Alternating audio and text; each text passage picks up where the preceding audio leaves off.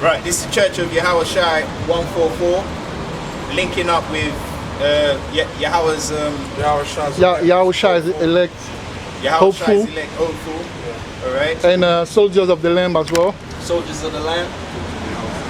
Alright. These are all men of Yahweh Hashem Yahweh Shai, man. Alright. Real men of the Lord, verified men. Yeah, Yazakallah, you want to come in? Yeah, I'm Can you hear us, yeah? Definitely. Yeah, Definitely. yeah. So we linked up with the brothers, man. We're going to be going into the land of Israel today because a lot of brothers are confused about where the land of Israel is, all right? So we're going to go into that. We're going to bring some clarity, man, all right? Just wait for the brother to come give you praises, man. Ready? All right, with that, we're going to give all praises To Yahweh, Ba'ashem, Yahweh Shai, Waha, Rakah, Badash.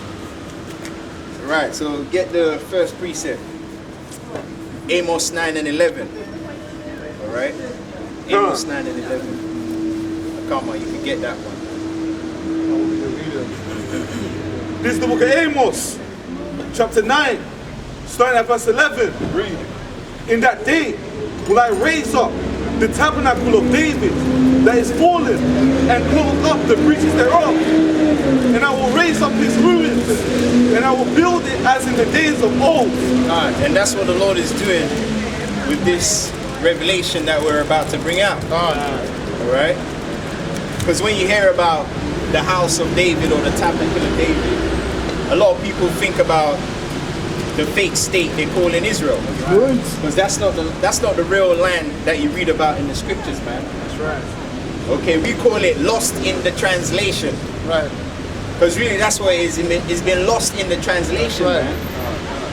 That's why the Heavenly Father sent out the real men that established the doctrine to come out and show you the ins and outs of what he was really talking about. That's right. That's right. Okay? Because we've already done the 12 tribes breakdown. And we noticed that a lot of people kept quiet about that one. Because that caught them off guard, it caught them by surprise because they were shocked when they saw the kind of revelations that were coming out. They never heard, a lot of precepts that we brought out, they never even heard about those kind of precepts. Or they never heard of it get breakdown like that before. Right. So we're going to do the same thing through the spirit and power of Yahweh Bashim Yahweh Shai today. Right. Right? So I got some notes here concerning the land of Israel. It says, when considering where the promised land is, we must first take into account certain key precepts which give a detailed profile of the manner of habitation which Yahweh made ready as an everlasting inheritance to the 12 countries of Yashara Allah. That's right. Now notice I said 12 countries because a lot of times they talk about the state of Israel like it's 12 countries, but it's just a little landmass, okay, that the powers that be have declared as being the promised land, which is not, because it doesn't fit the profile when you read the scriptures, man. Right. Alright? And also 12 tribes which are as the sand of the sea cannot fit into a small piece of land like that. That's right. It's kind of like the elephant and the ant, isn't it? The ant outsmarted the elephant. That's what's happened to you Israelites, man. And it shows that we shouldn't really be taking you seriously. Because if you got Ephraimites that are the #1 supplanters in the world. You got the tribe of Naphtali, they're the fastest tribe in the world. You got the tribe of Benjamin, which are the wittiest tribe.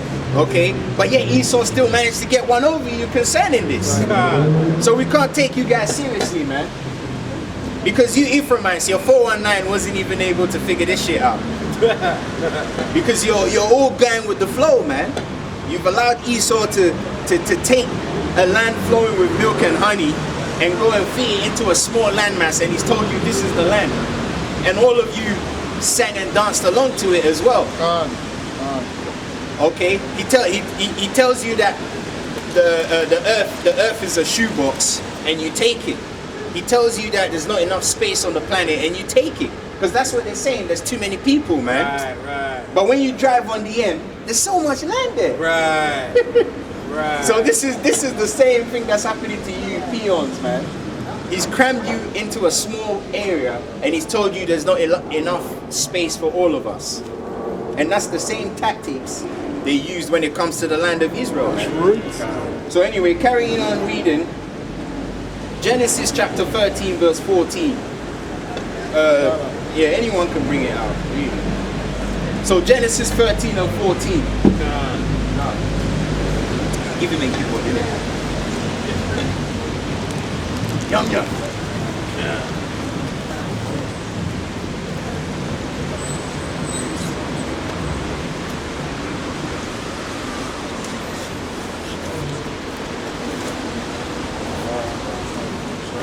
Right. Yeah, man. So this is But Genesis. came to join the battle. Yeah, you see it. Okay? Yeah. Nah. So yeah, we're gonna read Genesis chapter 13, okay? And that's further gonna show you that where the actual land is meant to be in the middle of the earth, the center. Deuteronomy 32. When the Most High divided to the nations their inheritance, he set the bounds of the people according to the number of the children of Israel. That means you gotta be in the middle to set the bounds. You gotta be in the middle to spread out the nations, man. Because every time you read the scriptures, the Most High always talks about the nations that are round about thee. Right. Round about thee. Encompassing you. Circle. So that means we're in the middle. We're caught in the middle, man. We're meant to be ruling, but we're being overran by the nations that are round about us. We're meant to be in the middle controlling the nations that are round about us. But we've been overran because we refuse to keep the statutes, man. That's all it is. Drag to and fro, innit? Exactly. We've been overran. And that's facts, man. Because we got the strongest men, we got the smartest men, like I said, the fastest, intelligent. When it comes to swag, everything checks out. But why are we not on top, man? Because we refuse to keep the most important commandment. Love your neighbor as yourself. That's right. Because Jake is always trying to outdo his brother, man. Alright? Even when you look at the athletics, Jake is always competing against Jake. Whether he be, thank you. Whether he be an Israelite foreigner or a natural Israelite, which is the Negro look. That's right. Because that's how the 12 patriarchs looked. Okay? All the 12 patriarchs look like so-called what they call a Negro today. All of them. Alright? So read that one. This is Genesis 13, verse 14, read verbatim. And it says, And the Lord said unto Abram, after that Lot was separated from him, Lift up now thine eyes, and look from the place where thou art, northward, and southward, and eastward, and westward. Right, so northward, eastward, southward, and westward is all four corners. In order to see all four corners, you have to be in the middle, the center. So that precept right there shows you that Abraham was in the land of Israel, which is in the middle or the center of the earth, man. That's right. Okay? Now to make things easier, we're just gonna simplify it. The center of the earth is where the invisible line called the equator passes through, man.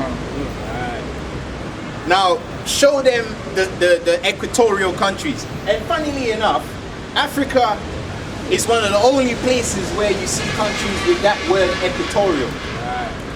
Like you got a country called Equatorial Guinea, man. Okay? Guinea-Bissau. Guinea-Bissau. Alright? Like the brother said, the Banyamyan brother just said it there. Equatorial, man. Equatorial means what? Equal hours in the day, equal hours in the night. Alright? So how many equatorial? Yeah, just mention out the equatorial So you got countries, Equatorial Guinea, Ecuador. Equatorial Guinea is in Africa, by the way. Right. Right? You've got Ecuador, you got Gabon. Gabon is in Africa as well. You got Uganda. You got Uganda is in Africa as well. You got Brazil. Right, Brazil, a lot of the Jakes, the Reubenites were taken to Brazil. Right. You've got Kenya. Oh, what? Kenya is in Africa as well. Right. You got Indonesia. You've got Democratic Republic of the Congo. Right, so you got Congo there, where the Reubenites are. Okay, that's on the equator, which is what? the center of the earth. Right. So if you're looking for, you know that term where they say the Middle East? Right. Yeah, that's Middle East. I asked them where's the Middle West. This maker's gonna make me cough. Take that away. Right. So when you're dealing with words like the Middle East, that's a deception. Yeah. Because every time you say the Middle East, they think man's talking about Iraq and all them things there. In order to find the East, you gotta be in the middle. Right. To find the Middle East. Right. And it says the equator don't pass through Iraq, it don't pass through Arabia, it don't pass through the state of Israel. Most of the countries that the brother was mentioning is in Africa, brethren. That's right. So that means that the Middle East, the real Middle East, will be the east of the center of the earth, which is the equator. And the most eastward country on the equator is Somalia. Right. All right? Right. Somalia, what they call Somalia today. Somaliland. They call it Somalia, and they also call it the whole of Africa as well. But anyway, so carrying on with these notes here that I jotted down. Right, where we at? So Genesis 13 verses 14, it says, Abraham is commanded to gaze at the span of the land northward and eastward, southward and west. This indicates without a shadow of a doubt that where he stood was on the center or the equator of the earth, as indicated from verse 12, which expressly refers to the point he stood as the land of Canaan. Right. Okay, the land of Canaan, Canaan was a son of Ham. Now you brothers in America, you passionately say that the Africans are Hamites. So if Ham is an African, wouldn't his son Canaan be an African as well? Right. So how did the land of Canaan end up in past the Mediterranean? Yeah. I don't know how they came up with that. But anyway, we're gonna dispatch that today. That's right. So yeah, check this out. So it indicates that where he stood was the land of Canaan. It says another precept that solidifies the claim is the statement from John 11 and 9. Zaquan, you can let's Zaquan get John 11. chapter 11 verse 9. This is Hamashiach Yahawashai speaking, man. Right. Alright? So John chapter 11 verse 9. Get that. Yeah, this is the book of John, chapter 11, verse 9. Right? And I'll read it verbatim. Jesus answered, have there not 12 hours in the day? Are there not what? Are there not 12 hours in the day? Did you hear that? 12 hours in the day. So that could only mean that Yahweh Shai was standing on the equator when he was talking. That's right. Or around the equator. Okay? Because the equator, if you look it up, it tells you the equator is the only place where you get 12 hours, not a second early, not a second late. Everything is balanced. That's right. And it goes back to the Lashwana Kodasha symbol Kwa. Because Kwa is what? The sun rising from the ocean, man. That's and then right. you got the horizon, which is the line that goes through. So where did they even get that symbol from if they're not on the equator? So that shows you the Lashwana Kodasha developers, okay, we're living on the equator, man. That's how they came up with that symbol. Right. You got the board. Let me draw that symbol real quick. The Lashwana Kodasha, Kwa. That's why I told brothers to learn the Lashwana Kodasha, but they weren't paying attention. Abagada, Awazacha, Tayakala, Manasai, Patazakwa, Rashata. 6 words to remember, you know, but they say they won't do it. Yep. That's why, like I said, they're gonna get the Kaboko because they don't listen. So circle with the line. This is how they used to write in the ancient world. But then you've got, so I'll just put ancient here. And then the modern one is Kwa, which is like that. So show it to them. That's Kwa. And it stands for Kwam. Alright, Kwam means to rise. Because that symbol is the sun rising from the ocean. Alright? Okay, so yeah, that's it on that one. You can wipe the board now. So he was on the equator, man. John 11 verses 9 shows you that. There's no other explanation. Okay? So, right. So the statement from John 11 and 9 by Yahushua further proving that the land of Israel begins from the equator or on the equator. On the equator. Thank you, brother. Which is the center of the earth. Because if you're going to control the whole world, you got to be in the middle. Right. You got to be in the middle to control the circle. That's right. You know, because in Isaiah it tells you the circle of the earth. So if the earth is a circle, the rulers of the circle have to be in the middle.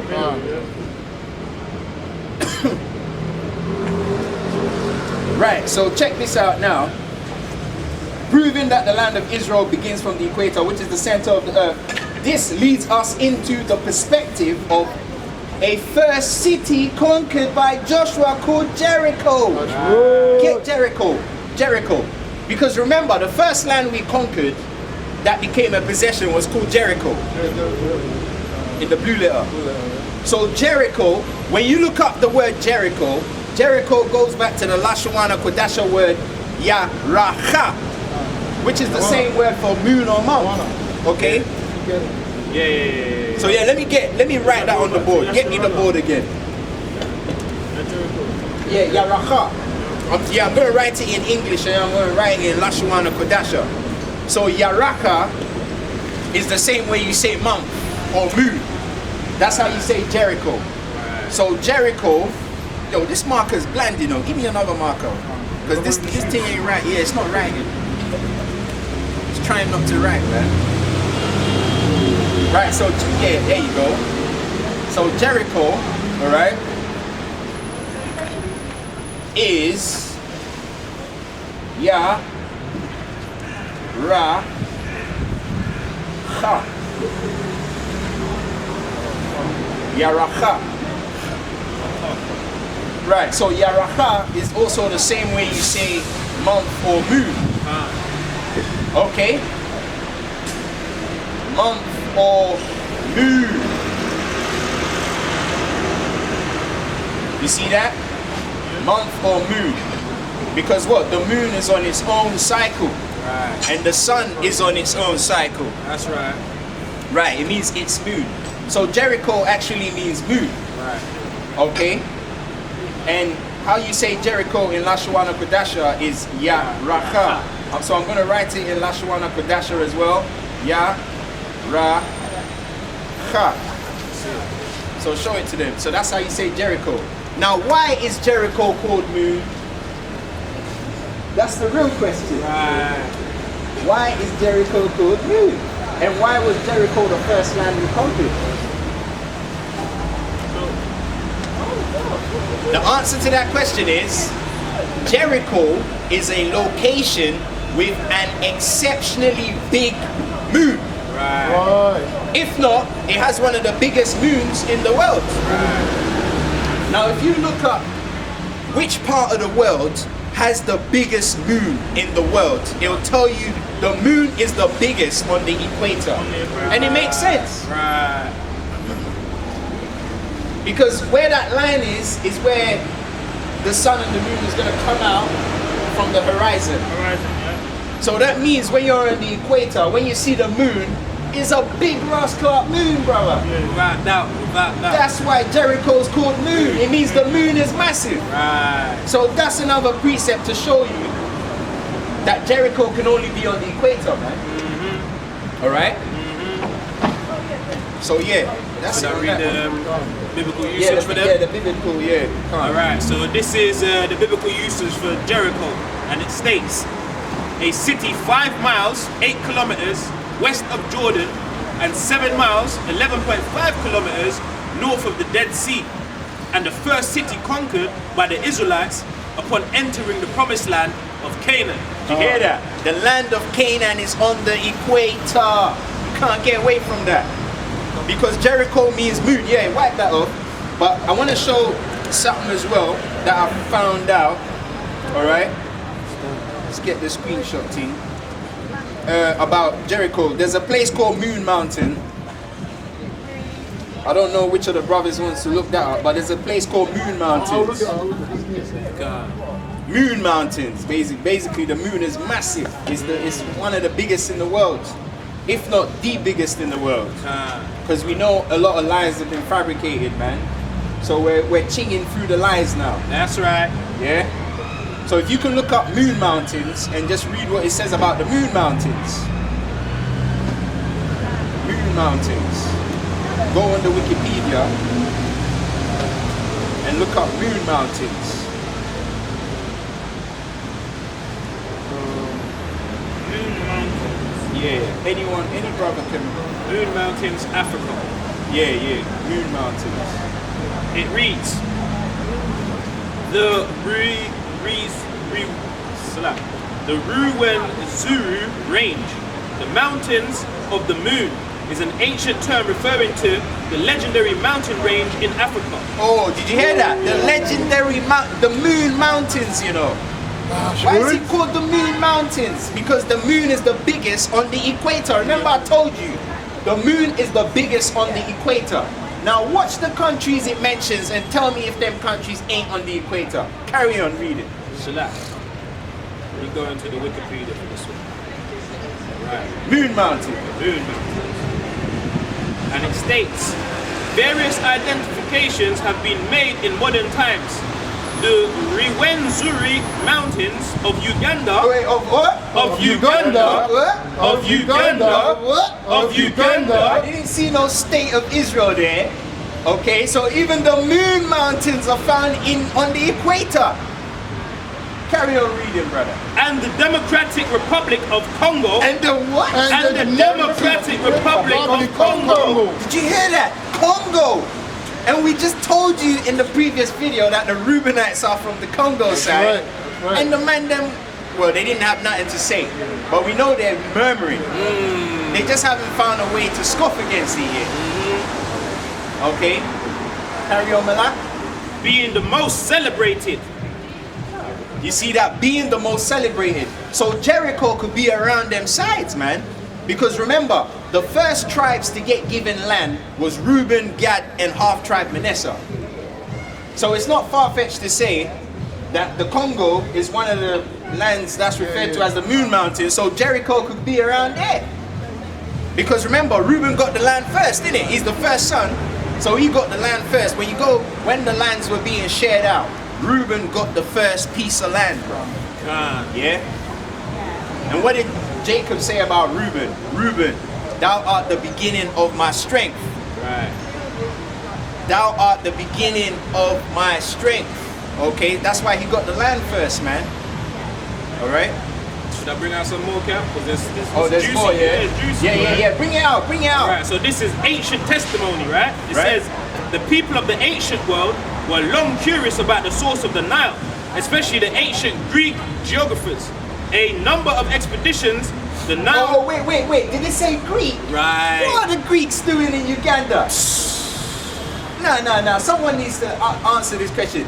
They're saying there's no records of the Grecians coming that far into the continent. It tells you the Grecians were actually coming there to try and find out the source of the Nile River. And the Nile River runs through Egypt, man. Egypt, the river Nile. Yeah, the river Nile. It runs through Egypt. Right.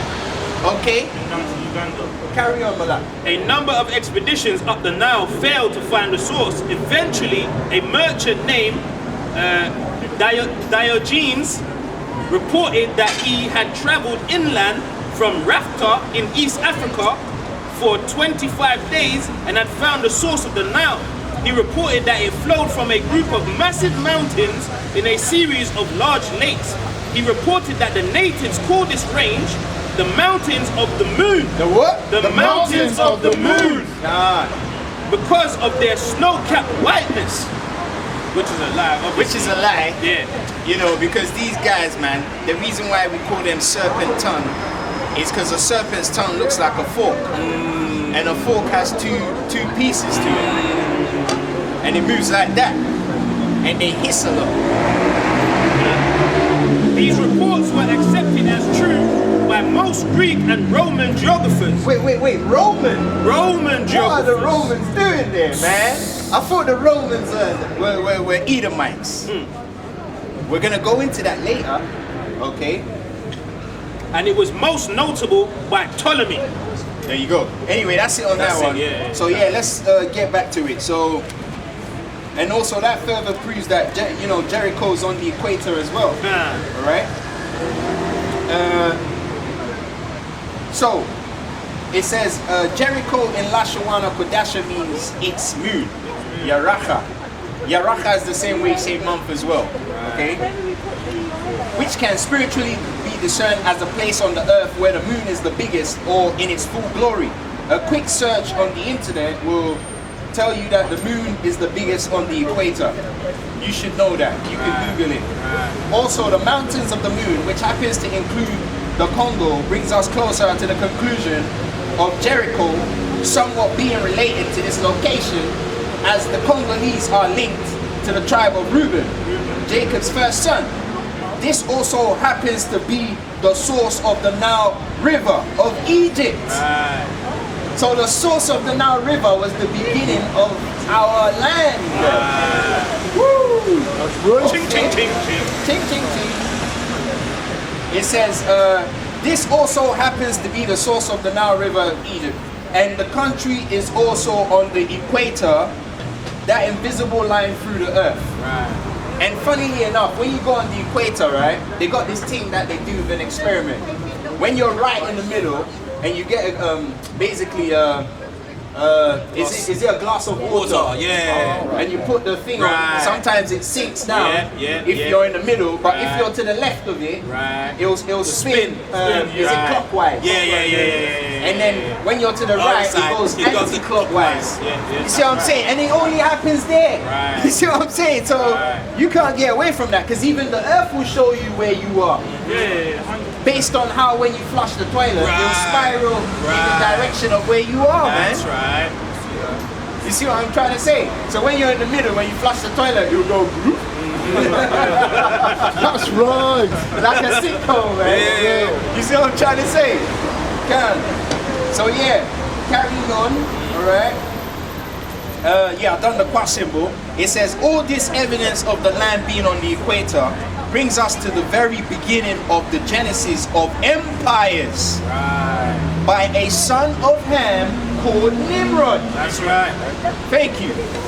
We can all agree that Ham, or better yet, the Hamites, are universally accepted both by the Jakes and the heathens to be Africans. Right. Because everybody agrees that Ham is African, right? That's right. Thank you. Khan. Right. So it says Hamites are universally accepted by both Jakes and heathens to be Africans. So how does a Hamite, who is an African, have a son called Cush?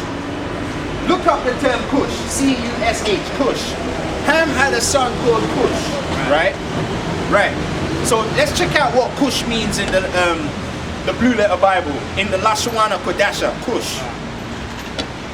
Kawasha. All right, let me write that on the board. Kawasha. Kawasha. C-U-S-H. Kawasha. Yeah. So Kawasha, Ka-wa-sha.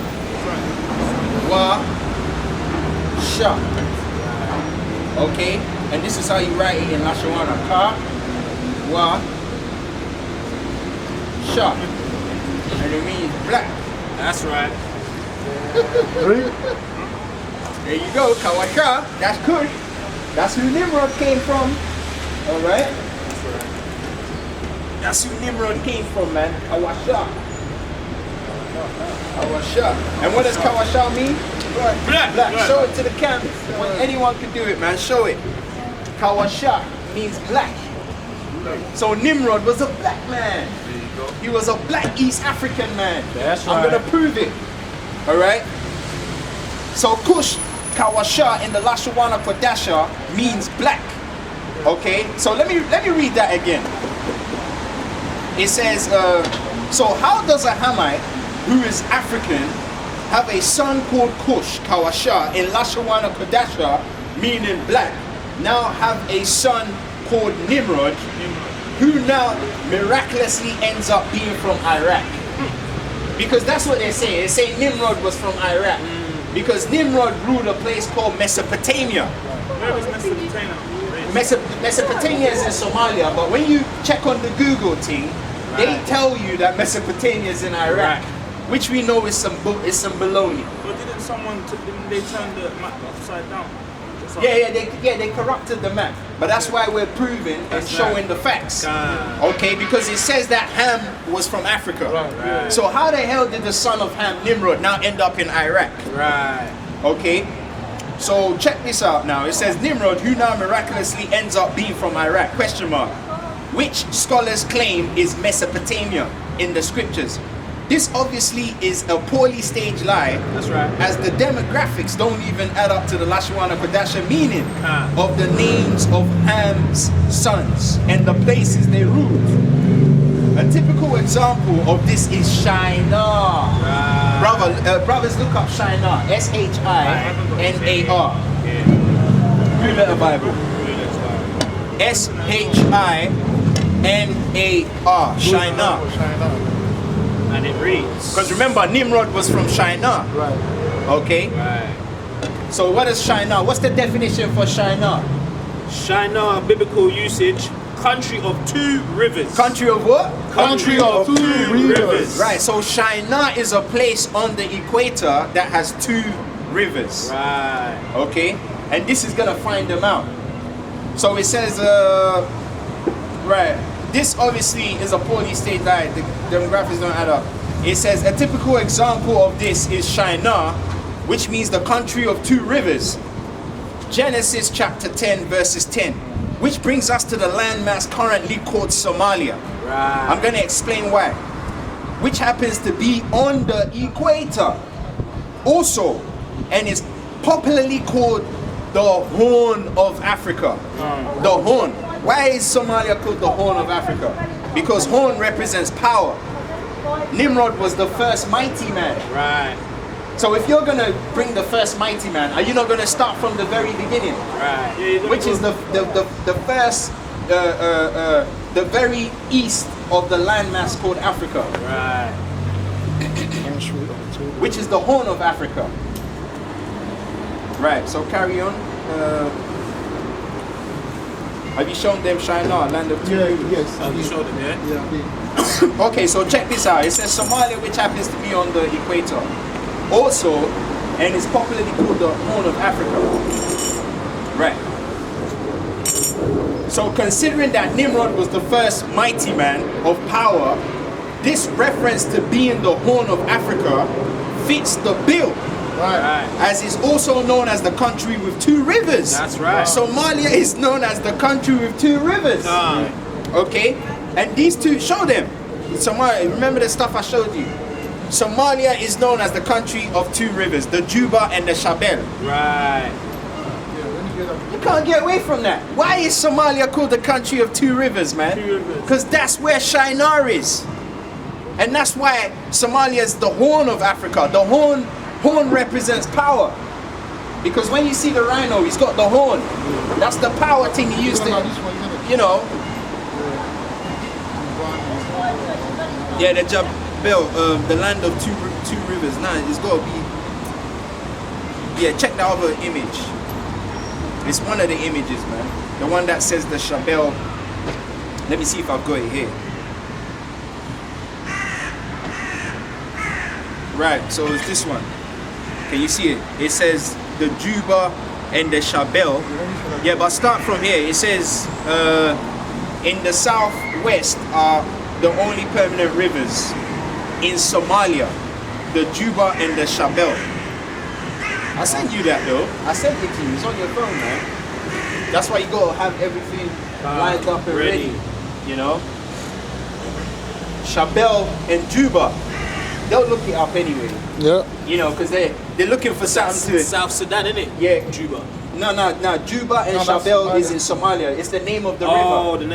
Okay. So there's two main rivers in Somalia. Somalia is known as the land of two rivers. That's where Shinar goes back to. Right. I see it now. All right? You can't get around this, man. You can't get around this. It's all there. But anyway, let's carry on.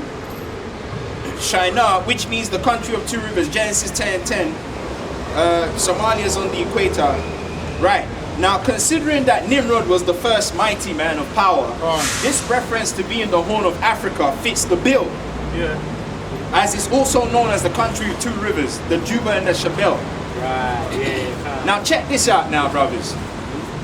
Also, Abraham, whose father Terah was in Nimrod's army.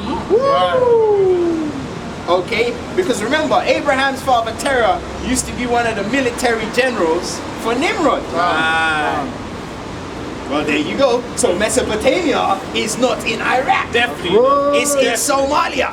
And we're going to further prove it. Somalians love to war, you know. They love to. They're fighting. They're still fighting there till this day. No, but if you got certain Somalis, you don't want to run with them. Oh, they're fighters. Yeah, they like to fight, but the princes of them have been shipped out by Esau. Because Esau's trying to control that Horn of Africa, because through the spirit, that's where Yahushua is coming from. That's right. So they shipped out all the Somalian guys to places like Canada, England, Switzerland, and they give them taxi business just to keep them cool. Look, that's the spirit. There you go. You can't make that up. They ship them out of the land so they can control the area, so they can do what they need to do. So the guys who could galvanize them up, like the pharaohs and the Potiphars, they ship them out, man. They send them to places like Canada and stuff. They give them a taxi, even in England. When you go to the posh places like Knightsbridge and that, you go to Kensington, Chelsea, you see them there. They're living in the nice houses. Why? Because Esau wants to control that area so he can prepare himself for the coming of Yahushua, man. That's right. That's right. Okay? So we see what Esau's doing. We're not stupid. Nah. And they give them the weapons to fight each other. Right. Because they need to destabilize them so they can continue doing whatever the hell they're planning to do there. Right. Just asking you a question, brother. What about the grace? You discussed about, I want to know about the wife. Yeah, we'll talk about that's yeah. Today we're talking about the land of Africa. Right.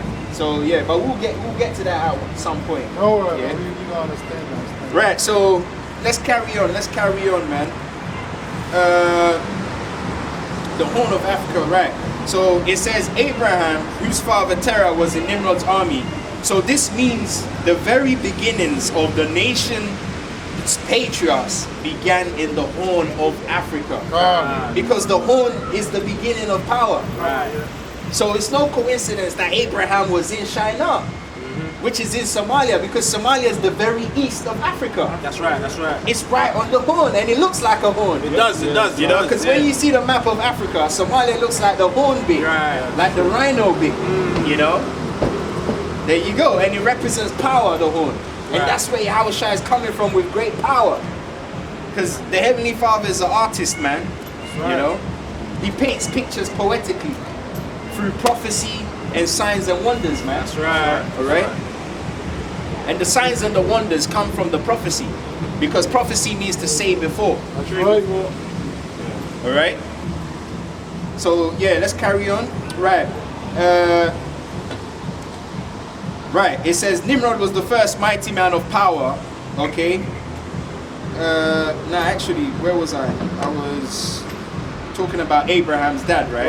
Yeah. Can't tell. Right. So the patriarch, the first patriarch Abraham, the recognizable patriarch Abraham, was in the Horn of Africa, which happens to be where civilization began. Because Nimrod was the guy who built that Tower of Babel thing. Right. Well, there you go. And it goes back to the term Babylon. That's where the languages got confused. Right. Well, there you go. Which happens to be where civilization began.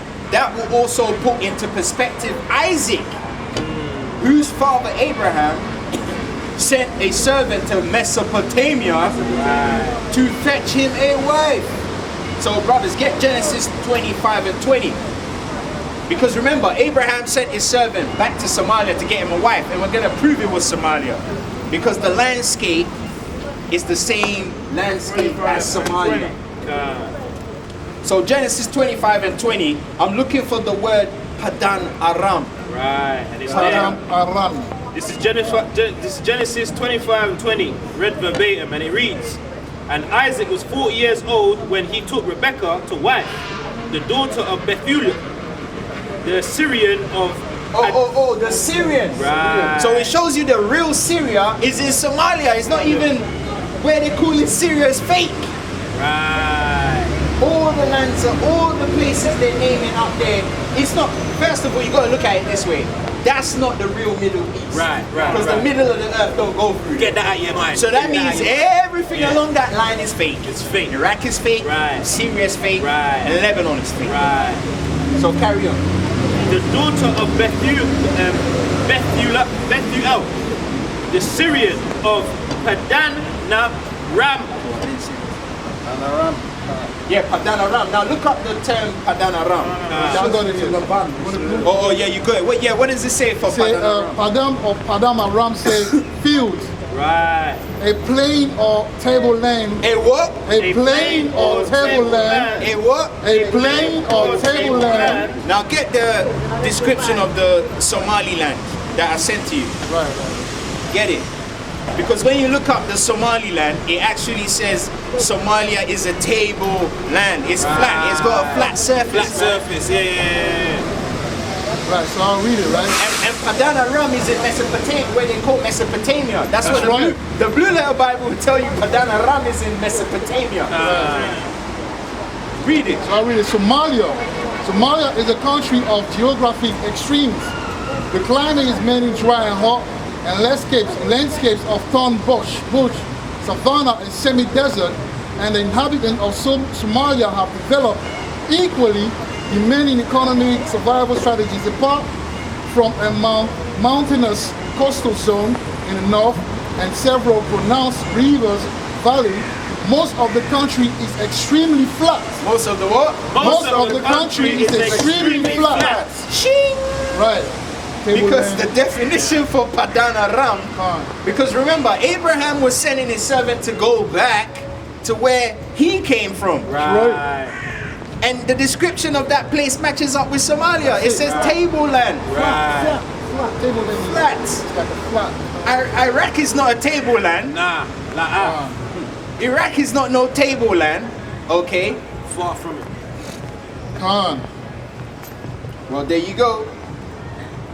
Because if it was a tableland, there wouldn't be that many terrorists hiding out in the mountains, man. They couldn't even hide out Right. there. Too easy to kill them. Oh, let me read it. It's not a good. It doesn't sound like a good breeding ground for terrorists. Not at all. Not at Terrorists need cover. I can read that part though. What part? Say the Somali Peninsula consists mainly of a tableland. Of a what? Of a Of a tableland. Of a what? Of a tableland. And look, didn't it say that Padan Aram is tableland? That's it. That's Read it. that Padan Aram again. Padan Padan Aram. Aram. It means a plain or tableland in the north of Mesopotamia. In the what? In the north northern of Mesopotamia. Wait, didn't it say the north of Somalia as well? It's a You know that bit that you read about Yeah. the flat surface? It said the north part. Yeah. It links up with that as well. Yeah, straight away. Straight away. If you read it, it actually says the north. You check it out. One of the stuff I sent He you. said it. He said it. He said it. I think you just say, now, yeah, go reading back to it. Go Yeah, back to man. it. Go back to it, Malak. Go back to it. well, Yeah, look.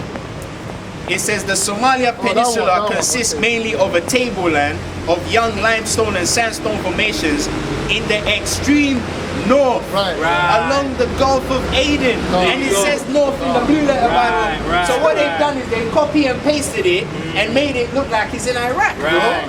Right. But you see, we're not stupid, man. You can get them, but you can't get us. Not at all. Not at all. Let me finish it out, yeah? Yeah. It says, Northern Mesopotamia in Aram, a region of Syria. There you go. So it shows you the real Syria Right. is actually in Somalia, man. Somalia, man. Now you see why there's so many Somalians overseas, man. Because Esau can't keep them there. Right. In order to push this lie, you need to get rid of the nations that Israel were at war with. That's it. That's it. That's it. Because you Exactly. can trace yourself back. That's it. And it said, keep your friends close, but keep your enemies closer. That's why you come to England, you see the Somalians are there as well. Right. You go to the ends, the Somalians are there as well. Okay, well there you go, there you go. Right, let's carry on. So, Padanaram fits the description of northern Somalia being a flat or tableland landscape.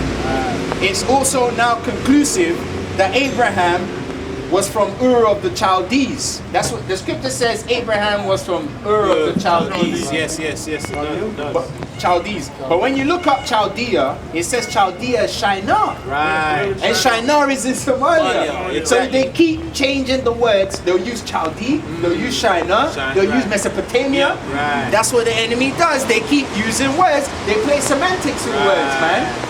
That's why they call you nigger, they call you Negro, they call you colored, they call you African. They're playing semantics. They don't use one word. That's the same thing they've done with Shinar. Right. They call it Shinar, they call it Chaldee. They keep changing it. They call it Mesopotamia. Right. They call it the Fertile Crescent. Yeah. This is Ezekiel chapter 30, verse 23. Read. And I will scatter the Egyptians among the nations. And I will what? And I will scatter the Egyptians among the nations. Yeah, because to get rid of Jake, you gotta get rid of the Egyptians. Right. Because the Egyptians was where Jake became a nation. Right. So Jake can trace himself back if the Egyptians are still in order. So if you want to get rid of Yashara Allah, which became a nation among the Egyptians, you need to get rid of the Egyptians as well.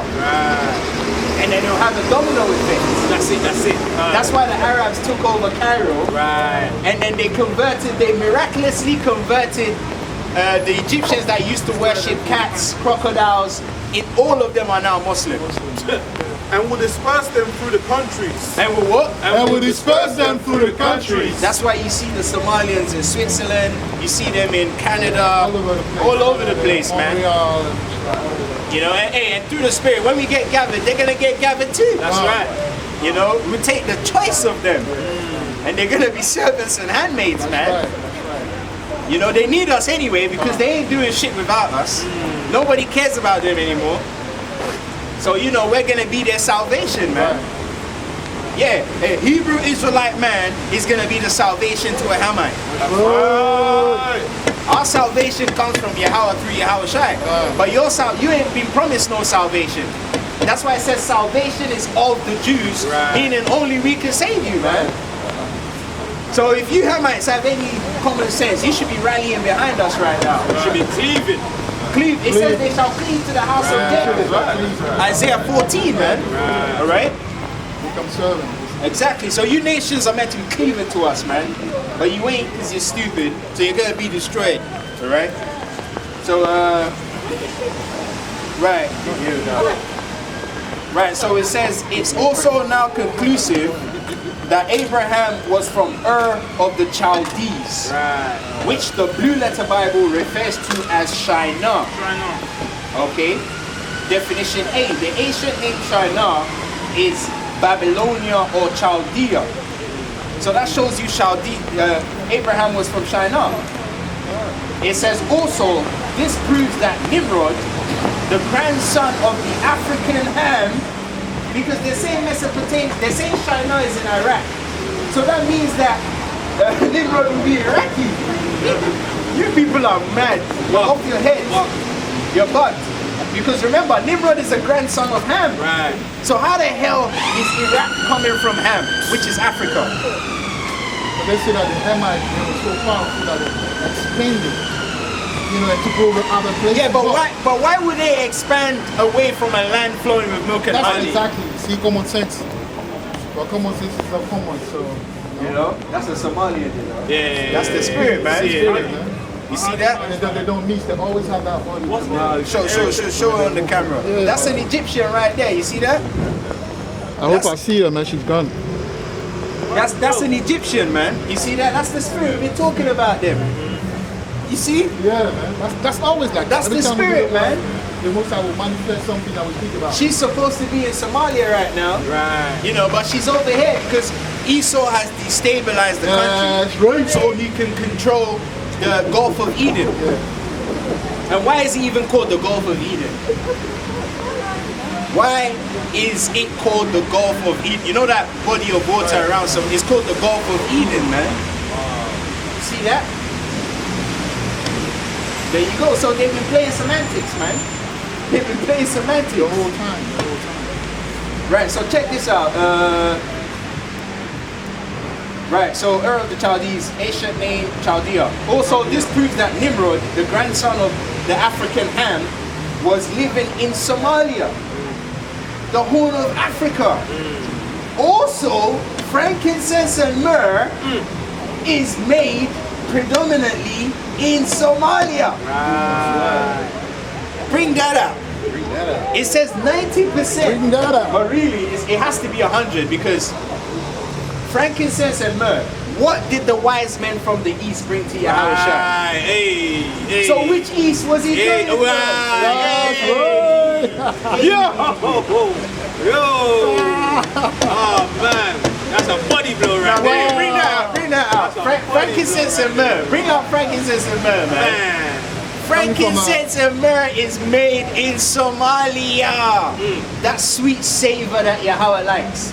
That's why it's right on the Horn of Africa. So when the Most High visits the world which he makes, the first smell he smells is the frankincense and myrrh. Yo, come on. You can't get away from that, man. Because it says the Lord is coming with fire. Right. So he's gonna burn the frankincense and myrrh as he's coming. Hey, yo. For a sweet savor. Shine. Hey, yo. Oh man. Hey, that's heavy. we ain't even halfway through this yet, man. It's heavy. Right, go on. So Malak. today, 90% of the world's production, 90 what? 90% of the world's production, 90 what? 90% of the world's production of frankincense come from the Horn of Africa. Comes from the what? Comes from the Horn of Africa. Did you hear that? The Horn of Africa, Somalia. That's right. Oh Now, I'm not going to say predominantly from the border communities on the Somalia Ethiopia border. It is essential to Somalia's economy, and many vulnerable families rely on it to earn an income. Right. Did you hear that? Right. Did you hear that? Did you hear that? And the wise men came from the east. That's right. Let the brother read it, man, so it don't look like I'm making it up. Yeah, they were Somalian men, yeah. They came, man. They came from China. You know, they came from a far country. They followed the North Star, so they came from the east to the north. Because remember, Bethlehem is in northern part of Africa. Yeah, we went into that. Went into that last time. So that star would be in the north. And it's funny when you get lost in the desert, you always look at the North Star. But they to know your compass, where you are. You follow the North Star. There you go. So And it north says- is the face, north face. You know? This is Matthew 2, and I'm going to start from 1. And it Yeah. says, now, I'm going to read verbatim, Salah. Now, when Jesus was born in Bethlehem of Right. Judea, in the days of Herod the king, behold, there came wise men from the east. There came what? There came wise men from the There east. came what? There came wise men from the east. You hear that? Wise men from the east. Okay, the guys in Iraq are not wise men. The guys in they put a bomb on themselves and blow themselves. That's not wisdom. Right, that's stupidity. That's stupidity, bro. 10 virgins after blowing yourself up. Come on. Ain't no wisdom coming from that And there's place, no man. virgin in Shemayim, man. The virgin of Bethlehem earth. The angels are gonna punch you up when you get out there. You're gonna wish you stayed on earth, man. Carry on, Malak. There came wise men from the east to Jerusalem, saying, where is he that is born King of the Jews? For we have seen his star in the east. For we have what? For we have seen his star in the east, and are come to worship him. So let me jump to. That's a powerful Yeah, point. get the gifts. Yeah, Get the gifts. that's it. Yeah, that's what I'm going to right now. And this is verse 10. When they saw the star, they rejoiced with exceeding great joy. And when they were come into the house, they saw the young child with Mary his mother, and fell down and worshipped him. And when they had opened their treasures, they presented unto him gifts of gold, and frankincense and myrrh. And what? And Frankincense and myrrh. And what? And frankincense and myrrh. Right, so if you're bringing frankincense and myrrh to the king of the Jews, or really the king of the world, are you not going to bring the best possible frankincense and myrrh? Hey, best of the best. Best of the best. That's it, brother. You're going to bring the finest, man. That's it, my bro. So that frankincense and myrrh was coming from Somalia. That's right. Because he told you they were in the east. Well, there you go. Nothing on that one, boy. Right. So, it says, right, frankincense and myrrh, okay, pertaining to the wise men from the east, Matthew 2 and 1. It says, now let's look at another son of Ham, the African Canaan. That's right. Yeah, let me get my shit ready. Canaan. Right, it says, if Ham is an African Hamite, wouldn't his Hamite baby Canaan be African too? Question mark. Why did I write that? Also, wouldn't the Canaanites, who are the sons of Ham, the African, live in Africa? Question mark. Right. This will mean that the land of the African's grandson will be in Africa. So the land of Canaan, which happens to be the same land promised to us, is found in no other place than the land of the Hamites. So get Canaan is the son of Ham. Someone get a precept with that. Because a lot of people keep forgetting that Canaan was actually a son of the African Ham. That would be in Genesis Genesis 10. 9:22. Yeah, anyone can read it. Yeah, because Canaan is the son of Ham. Right. Okay? And the Hamites, all of you say the Hamites are African. So how can an African have a son and give him a land past the Mediterranean Sea? Do you know how vast the Mediterranean Sea is? He's gonna cross all. Makes sense. That He's gonna cross over and then go and give him a land. Genesis chapter 9, verse 22. And Ham, the father of Canaan, saw the nakedness of his father and told his two brethren without. No. I need the precept that says Canaan, the son of Ham. Don't worry. I just need the precept Canaan, son of Ham. That's it. Canaan. Let me do it. Canaan. That would be Genesis 10. Genesis 9. Look, Genesis 9:22. 9:22. And Ham, the father of Canaan. Yeah. That's it. Done. So Ham was the father of Canaan. Right. And the Hamites are the Africans. That's right. Well, there you go. Let's move on. Right. So, Just asking, who were the Hagarenes? yeah, we're not talking about that right Don't now. worry, man. After. Yeah, we just all this wanna- question. Yeah, we'll answer that, but we just want to focus on the topic, innit? Right, so, yeah, let's check this out. So the grandson, Africa, right. So Numbers 13 and 17. Get Numbers 13 and 17. And also, someone get the definition for the word Canaan. Because something interesting happened here, man. I didn't even bring the map, but you got to visualize it. The map of Africa. Visualize the map of Africa. Numbers 13 and 17. Numbers chapter 13, Yeah, starting go at on. verse 17. And Moses sent them to spy out the land of Canaan. And what? And Moses said to them to spy out the land of Canaan. So Moses sent them to spy out the land of Canaan. Okay? The land of Canaan. Now let's see what direction they went in. Because remember, if the land of Israel is past the Mediterranean, you go northward, right? Yeah. Which is up top. Okay. So carry on. And said unto them, get you up this way southward, and go up Wait. into the mountain. Get you up. Get you up this way southward. Did you hear that? Get you up this way southward. That means going downwards. Okay? Because let's say up though. That's what I don't understand. but what I'm saying is, let's just say Egypt is north, which is up top. He told them to go southward, which is down. Now, even Canaan speak about that as well. Southward will be Now, what is the definition for Canaan? Canaan, low length. Low what? Low length. Low what? Low length. Did you hear that? Low Low lands, meaning Low you're going lands. down. That's it right there, man. Mix it together, innit? Man. And when it says, Malak, you see when it says get you up, it basically just means come. Like, you know, go to it. Yeah. Yeah. All right, okay, right. Come.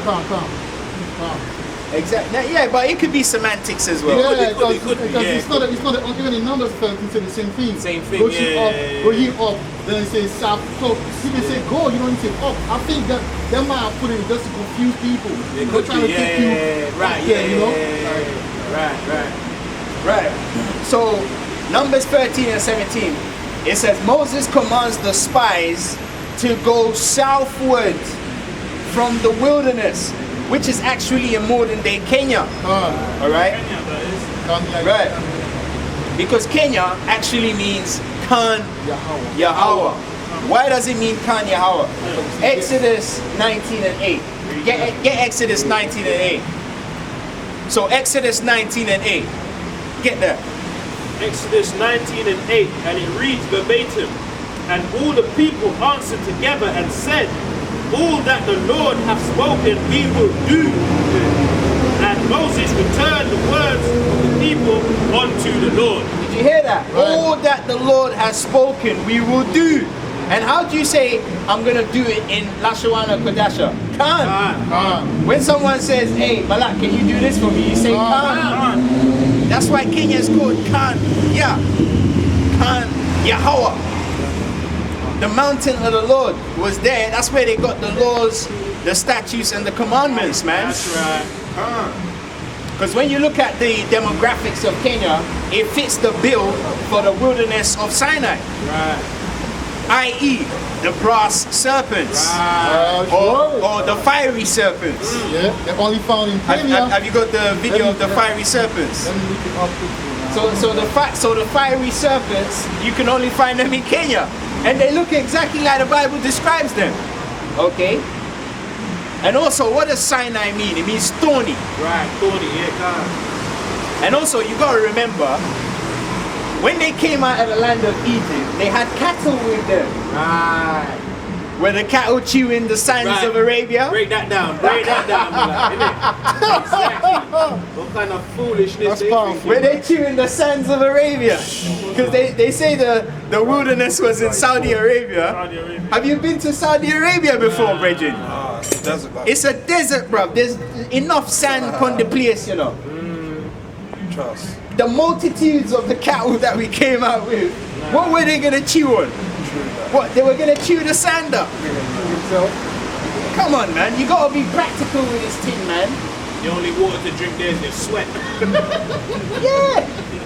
Real talk. You know, so let's be practical with this thing. So the fiery serpents are in Kenya, all right? That's right. So I think they've got a special name actually. Let me see if I can find that name. I've got a picture. Should I show them the picture? Yeah, you can show them the picture. Yeah, I think I got the So picture. you got as well. the map here. I'll show them the map first. And Yeah. I'll show them the Hot Canyon Safari. And then Yeah, but that would be for the red soil. They did it last time. That's why I can't go off.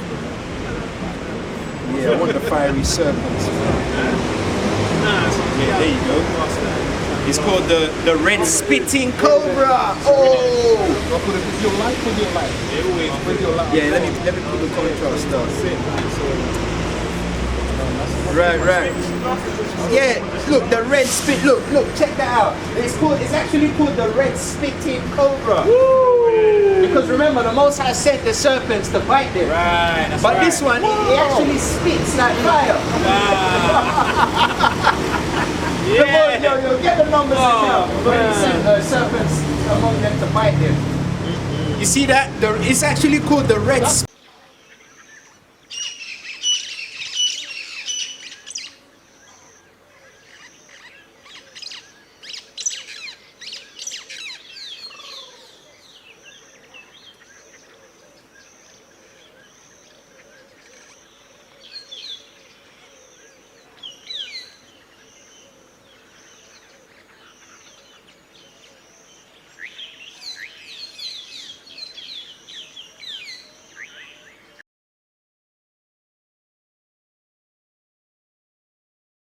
spitting that's cobra. so powerful, it's unbelievable, man.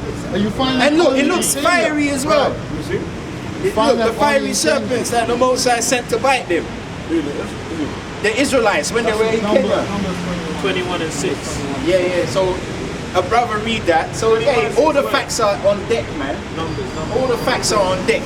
Numbers 21 and 6. You can get it. Numbers 21, yeah. This is the book of Numbers, chapter 21, starting at verse 6. And Yahweh sent fiery serpents among the people. And have you noticed how the serpent looks like fire? Man, they're red like fire. They're like, red. You ain't gonna find that in Saudi Arabia, man. You're not gonna find it there. You know?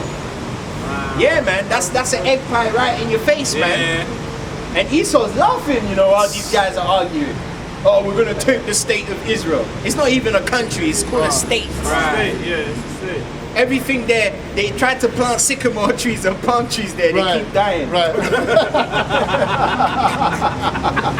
Wow. But yeah, you go to West Africa, there's so much palm trees. There's so much palm trees. It's like, man, come on, And man. they give it another name in the Bible. You wouldn't even They call it figure out. juniper tree. But we'll get to that. We'll get to that. Most fertile land, man. When you type in Google, what's the richest land in the world, the most resourceful, it tells you it's Africa. That's right. The Most High is going to take the most resourceful land in the world and give it to a bunch of Hamites and have us all cramped up in a little state. That's why Esau crammed them up in the neighborhoods, man. And you guys can't get out. You're stuck in the hood shooting and stabbing each other, sleeping with each other's girls, man. That's right. That's right. Yes. It's the same thing that he's trying to do with his doctrine. He's showing you the land, the state of Israel, saying that's the land. So he threw it to them and he said, now fight over it. That's why you get ISUBK, GMS. Right. Everyone's fighting against this little piece of land. Right. That's got nothing there, stones and sand, bro. And Esau's sitting back there, and he's put pipelines into the Niger Delta, and he's plunging all the oil. Man. He's just sitting there, just crossing his legs, and then watching you guys fight over. Esau is a trickster, bro. For real. He ain't the wicked for no reason. He's That is really, wicked. He's really the son of wickedness, man. Where's the 419 of Ephraim and the speed of Naphtali? Right. Where is it? Where is it? Yeah, because the Nigerians are the smartest people on the earth. They think they are. But they got conned. They got The conned. daily, bro. The con man got conned. And they're suffering over there as well. Like, Yeah. Nigeria is very powerful, but they're suffering. The Niger Delta guys, they got rags on their heads with outdated Soviet Union weapons. You ain't gonna fight Esau with that garbage, man. Esau got a drone, you just push one button and you get laser beamed by that. He ain't even gotta be there. Right. He just sent a drone and he just... Yeah, that's it, yeah. He's playing with you guys, man. You know? The shell companies are just drilling all the oil. Drilling. They go on holiday every year. Vacation paid off. Their children are living the vida loca, The man. French Idoma, the worst one, but that company that run it is called the Bolloré family. One French family, man. Everything, bro. I know, Everything. Oh, man. No, the Bolloré family. And you know, all this Idoma, the French Idoma. all this is happening because Jake thinks he's smarter than the Most High. Because they behaved themselves just enough to get the land, and then they told the Most High, alright, we got the land now, to hell with you. So now what the Most High is doing, everyone else is benefiting from the land except for you. Because you thought you could outsmart your maker. And now you're the one that's left looking stupid, man. Alright? Trying to discipline your child and it rebels, and then the father, the parents, There you go. There you go, man. It's backfired. So, yeah, where we at? Let me show the fiery serpent. So he sent the fiery serpents to bite them. Khan. Right, so let's continue. So Khan Yahweh, that's Kenya, right? That's right. Right, so that's just a little example of as to why the wilderness is actually in Kenya. So the elder that said the wilderness is in South America, you need to rethink. You need to revisit that doctrine because one of the elders said that the wilderness is gonna be in South America. No, that's not happening, man. That's not happening. It's not in America. The wilderness is not in America. It's actually in Kenya. That's way off. His compass is broken. So brothers need to start making more videos about that actually, if you want to make yourself useful. Right, so let's carry on. It says also Kenya happens to be on the equator. So notice how the patriarchs came from Somalia, which is on the equator. He gave us the law, statutes, and commandments in Kenya, which is on the equator, and then he moved us into Congo, which was the first land, which is on the equator. There seems like a sequence going. Yeah, that's right. Yes. He's following the line. Right. Talk about walking the straight line, bro. That's right. All right, so let's carry on, right? So it says Kenya happens to be on the equator too, following that straight line. So Genesis chapter 9 verse 18. Canaan means lowlanders. Lowlanders. Right. The lowlands will be towards the south. Notably, the Queen of Sheba. That's right. Now, because you know what? They think the Queen of Sheba came from Ethiopia. Ethiopia is in the east. Right. Okay? But even Yahushua said the Queen of Sheba came from the south. Let's go to the end. And we got a video here that actually tells you that the Queen of Sheba actually came from Zimbabwe. Right. And empires would be founded.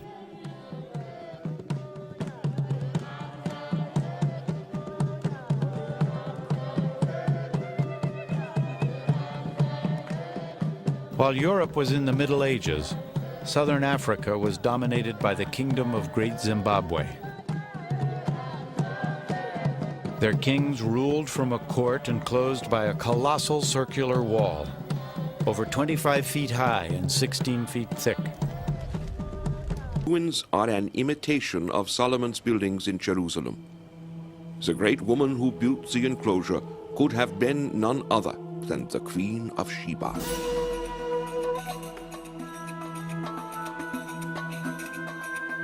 This place, according to Malak, was biblical Ophir.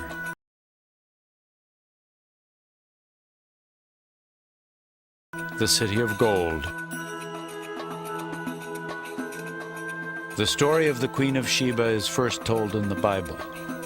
Laden with precious gifts of gold and gems, this mythical white queen visits King Solomon in Jerusalem. She is said to be a temptress with a lustful body.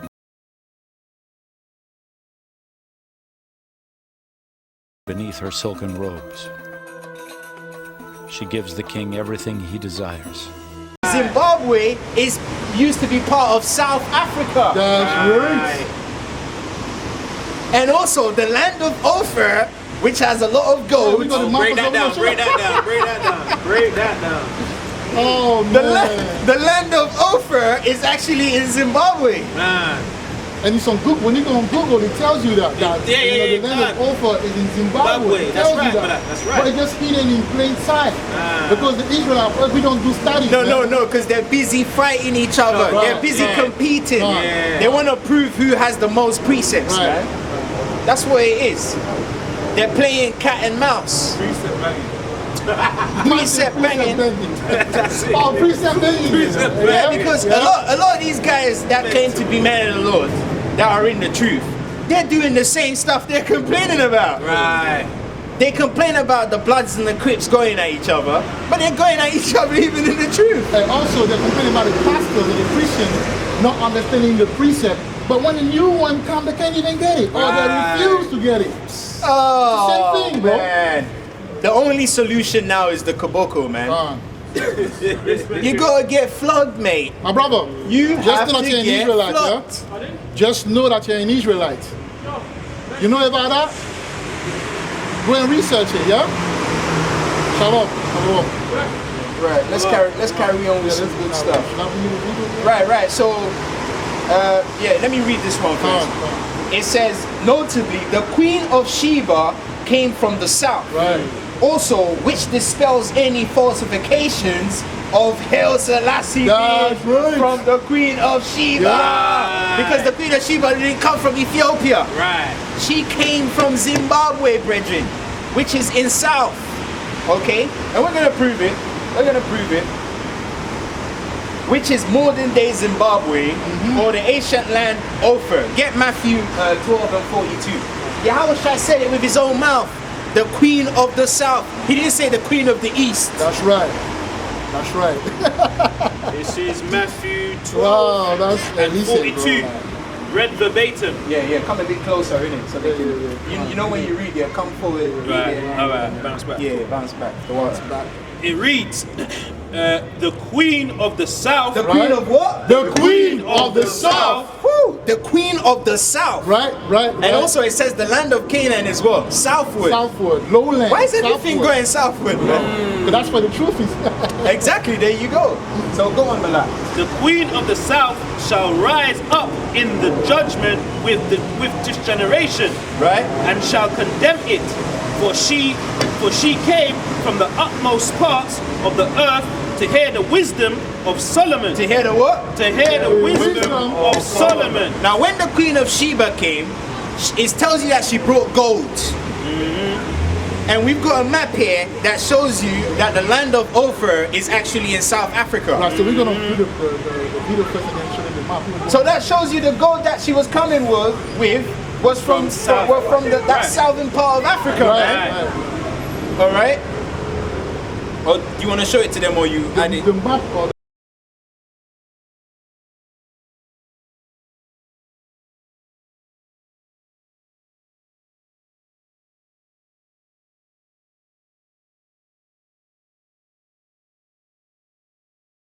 not even add it. I can show them the video first, but speak about it as well. All right. And I'll pull out the map. Or you can just put the video in with your video. I don't know, whichever way you want. Okay, to do it. okay, come. Or just show them the map. Show them the map where it says Give the, them a quick view of the map, innit? Yeah, man, because we actually got a map here that shows the southern part of Africa being called the land of Ophir. And Zimbabwe was part of what? South Africa. It's still part of South Yeah, Africa. still South Africa. It is. That's the one that you can see. I highlighted it. Got it, yeah? Yeah, the highlight you can see Ophir. Or Ophir, right? So that's south. Can. Okay? The South. golden wedge of Ophir. Right. Someone get Psalms. Someone get Psalms. I got a yeah, someone get Psalms 72 and 15. The golden wedge of Ophir. What did the Most High say? I will make. What was that? Yeah, can't show that one.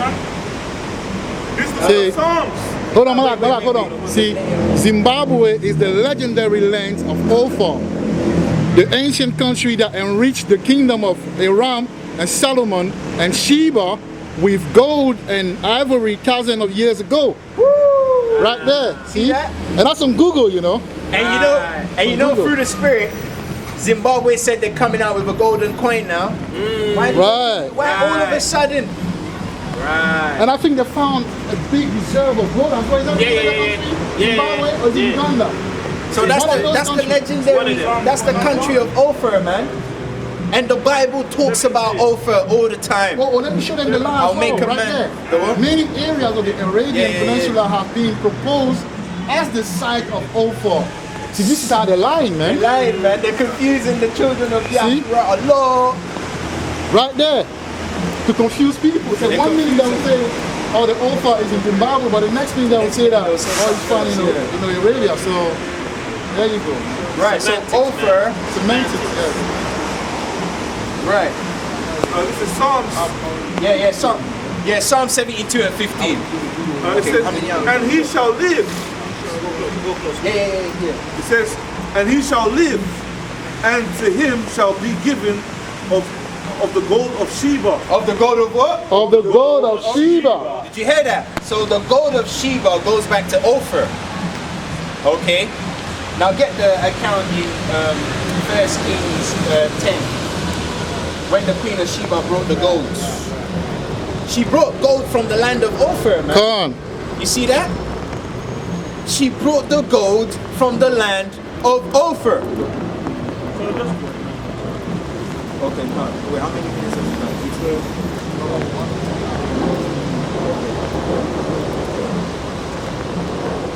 Yeah, we're coming. Wow, there's 2 more pages. Right. First Kings 10. Solomon was visited by the Queen of Sheba. She brought that gold, man. Okay, because she was coming from the land of Ophir, which is in Zimbabwe today. All right. The what? Yeah, but I'm looking for the one where it says, you see the one that says Navy, it says, Let's type in Ophir, brother. Yeah, the Navy team. Yeah, that's the one I want. Is that the one you want, yeah? Yeah, Hiram. Yeah. It's 10 and 11. 10 and 11, yeah. So basically, the navy of Hiram went to the Queen of Sheba and took the gold. All right. This So is read that. 1 Kings chapter 10, starting at verse 11. And the navy also of Hiram that brought gold from Ophir brought in the Ophir great plenty of almug trees and precious stones. There you go. So Hiram carried the gold from the Queen of Sheba's land and brought it to Solomon. And when the Queen of Sheba came herself, she actually came with gold as well. Yeah, You know, there you go. So that's it on that one. Let's move on. Right. So Sheba came with plenty of gold, also pertaining to Ophir, Zimbabwe. Right. Next page. Now let's deal with the daughters of Shiloh. Daughters of Shiloh. Oh boy. So hey, when you read the scriptures, right? There's a passage in Judges, I think Judges 21. 21 to 21. It talks about the daughters of Shiloh. All right. Now you ain't gonna hear no Israelite camp break that down because they haven't got a clue who the daughters of Shiloh are. That's right. But we're gonna show you who the daughters of Shiloh are. Right. Okay? And in the process of doing that, that's gonna bring us back to the land of Canaan, man. Because Shiloh was actually a Canaanite. Right. So yeah, let's read the daughters of Shiloh. So concerning the daughters of Shiloh, we must first look at the meaning of the word Shiloh. So brothers, get the word Shiloh. S-H-I-L-O-H. Shiloh. Shiloh. Shiloh, Shiloh, Shiloh. Get Shiloh. Biblical usage for the word Shiloh, place of rest. Now, get the one. Should I go to the room? Yeah, can't. That one, yeah. The meaning, it says, he whose it is. He's what? He whose it is. He what? He whose it is. Did you hear that? The definition for Shiloh is he's whose it is. Meaning that the owner or someone who it belongs to. Okay? Now, who does the land of Canaan belong to? It belongs to the Canaanites. Right. So Shiloh was a Canaanite. Right. And when you see the Shiloh people, they have scepters in their hand. That's right. The brother's going to show the video. And that's why when you read Genesis 49 and 10, you got that? Yeah. It talks about the scepter shall not depart from Judah until Shiloh comes. That's right. Because Shiloh means the holder of the scepter. Right. That's why when you see, like a metaphor, anyway. it's like a metaphor. That's why when you see Shiloh and his daughters, they all got scepters in their hand. All right? He's whose it belongs to. That's why the Canaanites hold the scepters in their hand. That's why the daughters of Shiloh come out dancing till this day. Till this day. And that's how the Benjamites were able to catch wives. This ain't gonna play out in Mesopotamia, the fake ass place they're calling the state of Israel, because you don't see no Canaanites dancing there. They don't have that in their culture. It's nowhere to be found. But when you come to the continent of Africa, you can find the daughters of Shiloh till this day doing the dances. And also, Malak, when the Benjamin comes, right, you tell him, go, when you see them dancing, then jump onto them. In order for me to see a woman and wanting to get on her, she has to dance, she has to have that body first and shake it to the point where I get into the mode of hunting now. Well, you don't find this type of woman outside of Africa. It doesn't make sense, bro. Exactly. And also when you see the daughters of Shiloh, they look just like Eve, man. Right. Exactly. You see what I'm trying to say? They look just like Eve, man. Exactly. And Shiloh means the holder of the scepter or the owner. Right. Because the reason why the Shiloh people hold the scepter is because they're basically trying to say the land of Canaan belongs to them. Right. All right? That's powerful. Yeah. The daughters of Shiloh, man. Let me expound on that, because I haven't even finished, but just like how the cap said, it also means that which belongs to him. You see it? So There you go. The land of Canaan belongs to Shiloh and his people. All right? Because remember, we took over the land of Canaan. Yeah? We took over the land. And the Benjamites, when they see the big titty girl with the big batty girl, they want to grab that thing. That's why, but that's why the scripture says Benjamin is a ravenous wolf. That's right, because he's going to eat his food, man. He's going to fight. You know what I mean? And that's what they did. They took the daughters of Shiloh and they ravished them. We're going to get that. The Zulu, you know the Zulu, you know the girls that come out doing the dances. He's gonna show the video. South African. You know the southern part of Africa. You've got these women that do the dances. They call it the reed I dance. saw that when I was in Gambia. Oh right. Oh, can't. Traditional dances, and that was the Wolof Mandinka. No, yeah, I know, but that's different, though. Yeah, we're talking about the ones holding the South scepter. African women, they got a big bum and they do like. They dance just like Benjamite women. You know, because the Benjamite women, and also you could tell that those Zulu women, okay, or sometimes they call themselves Mzansi women, they got that spirit of the Benjamite women on them. Because when you go to the dance floor, you see how the Benjamite women dance, man. They dance crazy. That's the same way the Zulu girls dance. All right? This is Genesis chapter 49, verse 10. Right? The scepter shall not depart from Judah. The what? The scepter shall not depart from Judah. So it says the scepter. That's why the Shiloh people hold the scepters. When they do the reed dance, they all hold the scepters in their hand. Okay? Read. Nor a lawgiver from between his feet until Shiloh comes. Until what? Until Shiloh comes. Now, in this context, the Shiloh that is talking about is Yahweh Shai. It's a metaphor. It's a metaphor. Okay? Because he got the scepter, anyway. And also the crown belongs to him. Right. That's why it says to whom it belongs to. Right.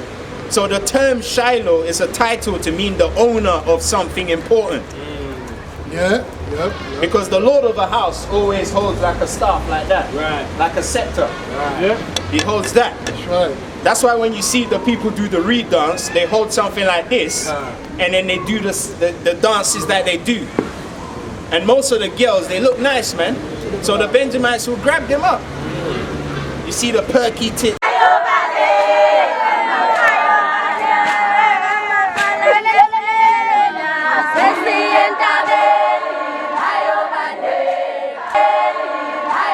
Flying everywhere, you're gonna take that shit. So show the video, man. Right, so we're gonna show this one first. That's the reed. Right? See? You see that? Huh? Your phone screen, wipe it so they can see it. Come on. Hold on. Give me a second. You know. Or you can put the book over it. Yeah, as you show it. So that it doesn't wet the screen. It's not hot, is it? Right, so you've got, see that? That's the dance, right? See that? That's the dance. I'll show you another one. And that's the woman, see that? That's what the Benyamin saw, and then he was so excited, you know? See that? The body shape, the cheeks. Alright? See that? Right.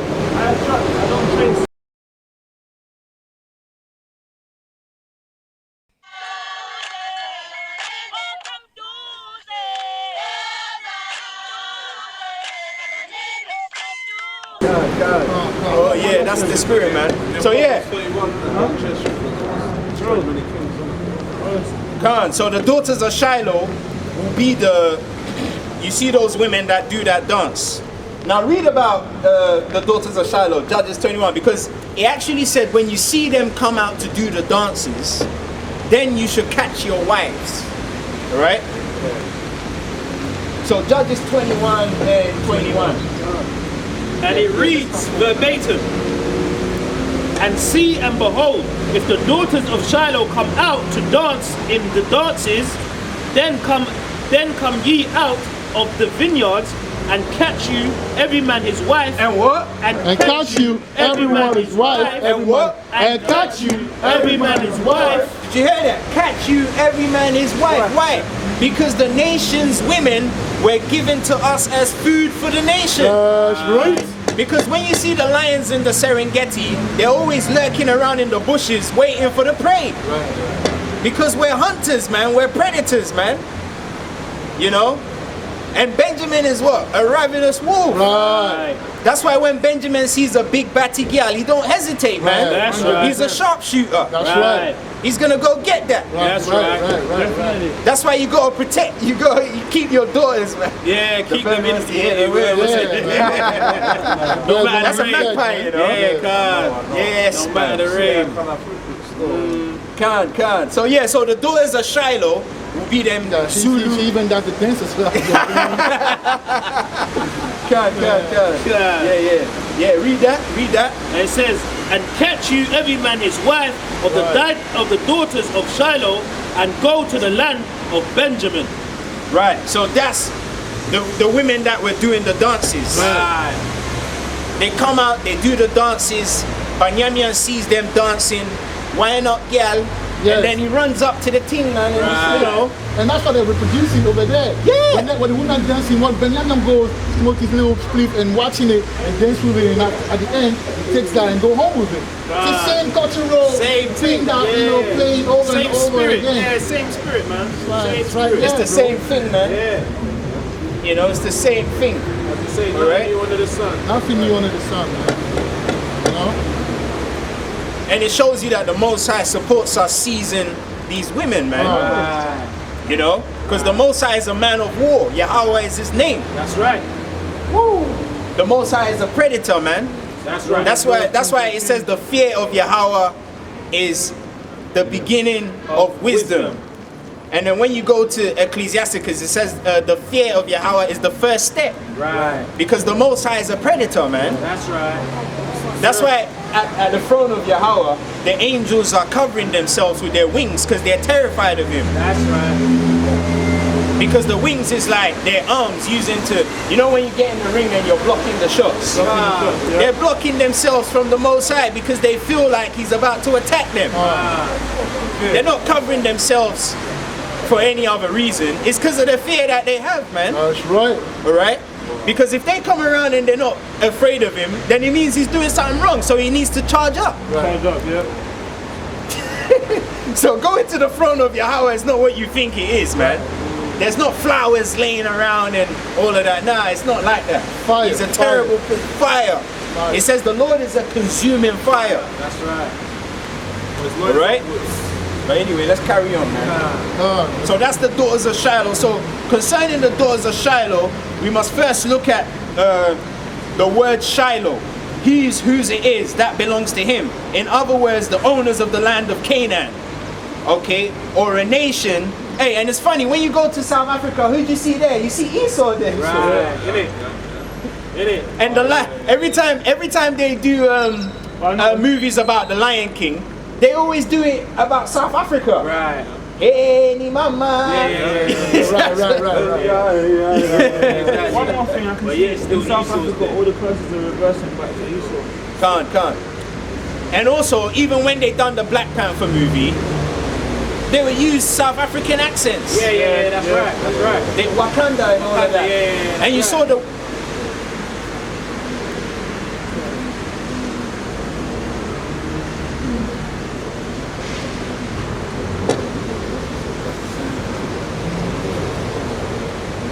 Oh yeah, to pair it. Yeah, that you could bring that out. To talk about that.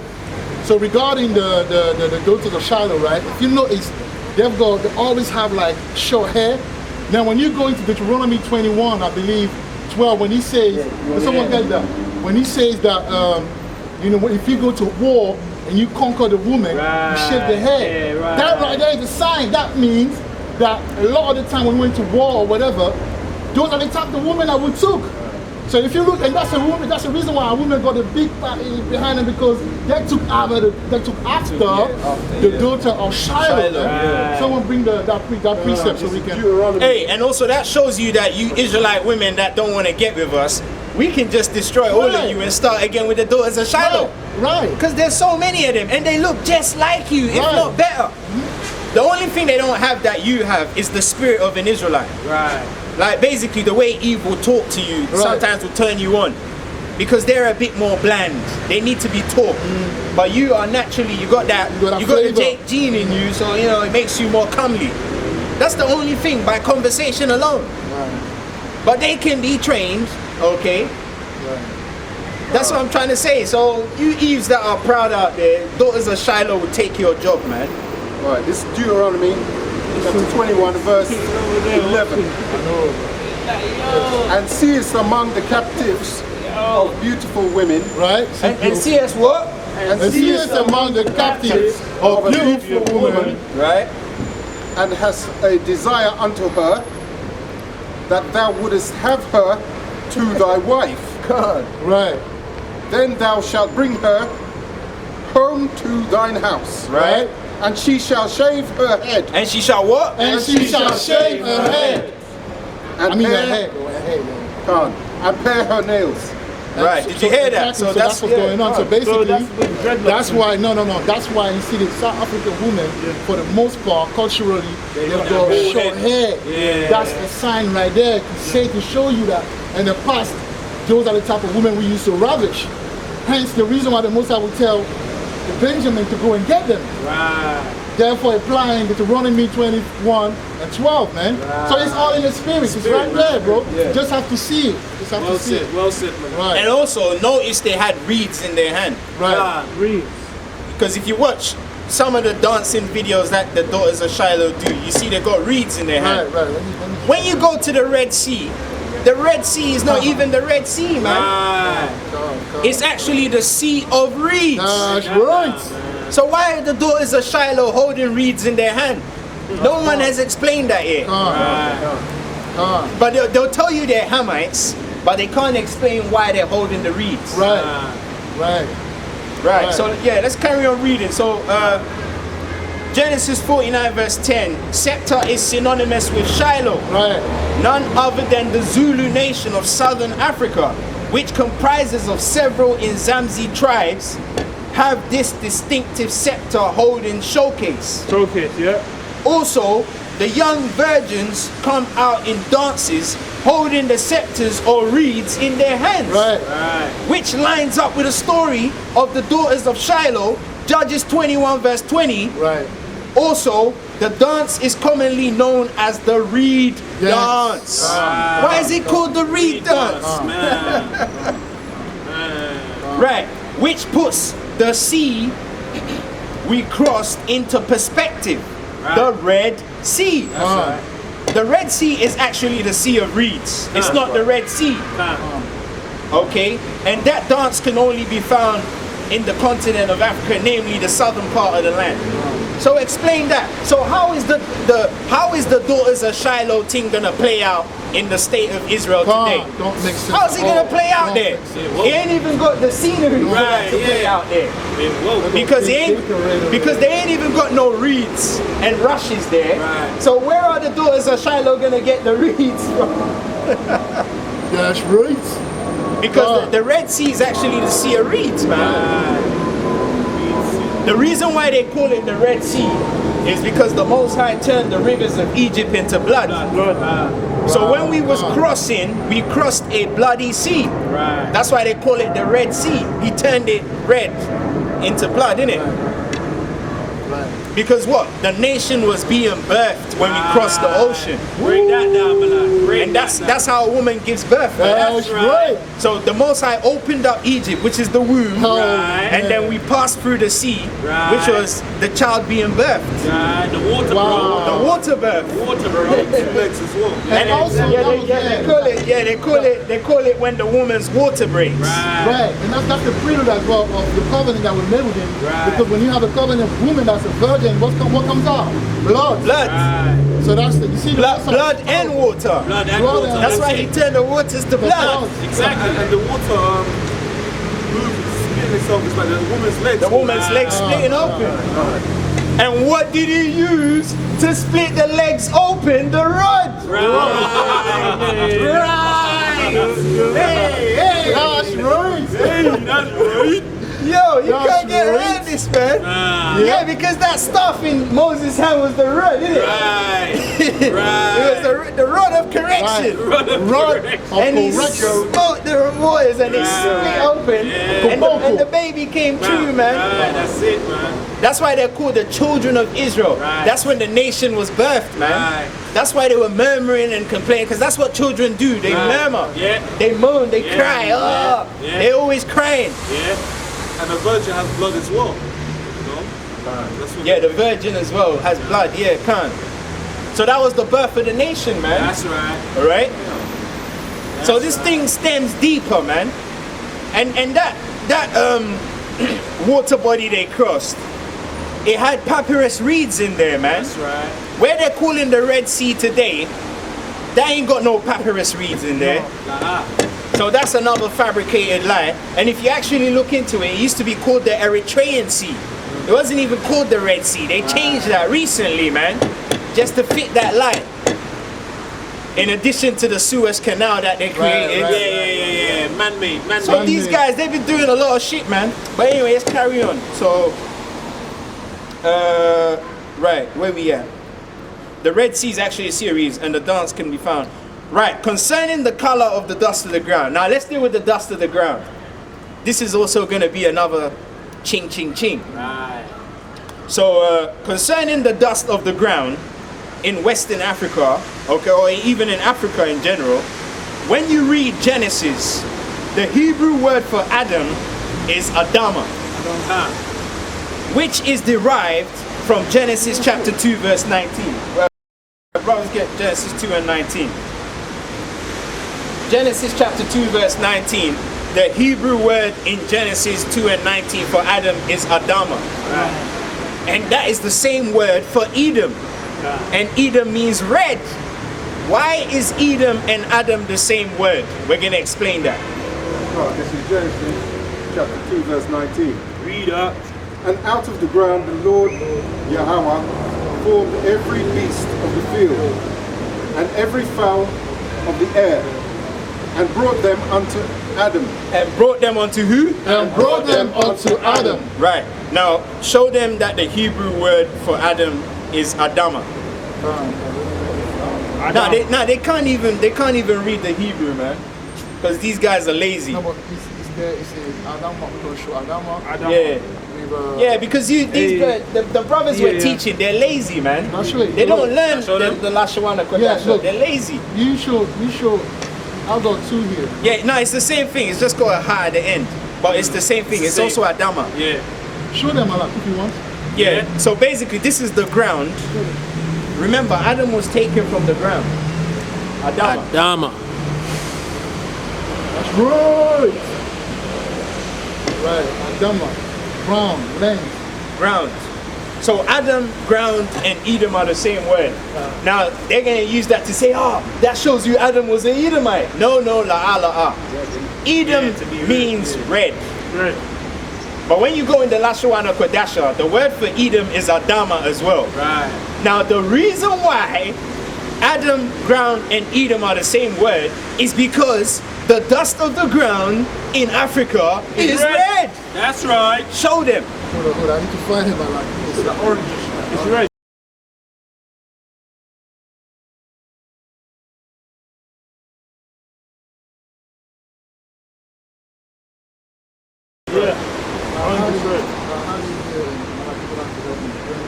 Let me see if I can find it on my one. I showed that earlier, boy. It's red. Yeah, it's there. Show it to them. It's red. That's it, The man. dust of the ground is red. Africa. They'll look it up anyway. They'll research. See You that? know.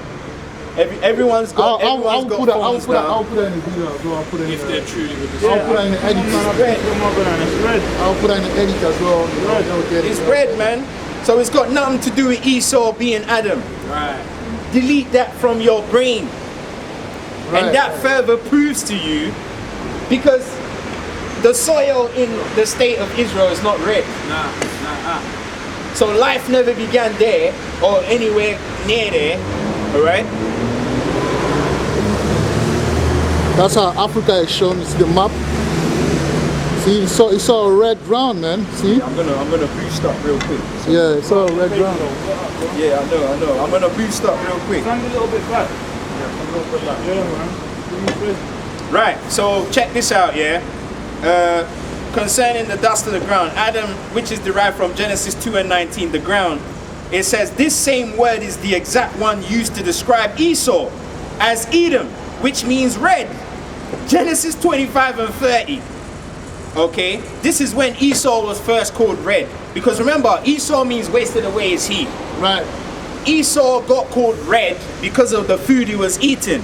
It wasn't red meat like some of you are teaching, because nowhere in the scripture does it say red meat. Right.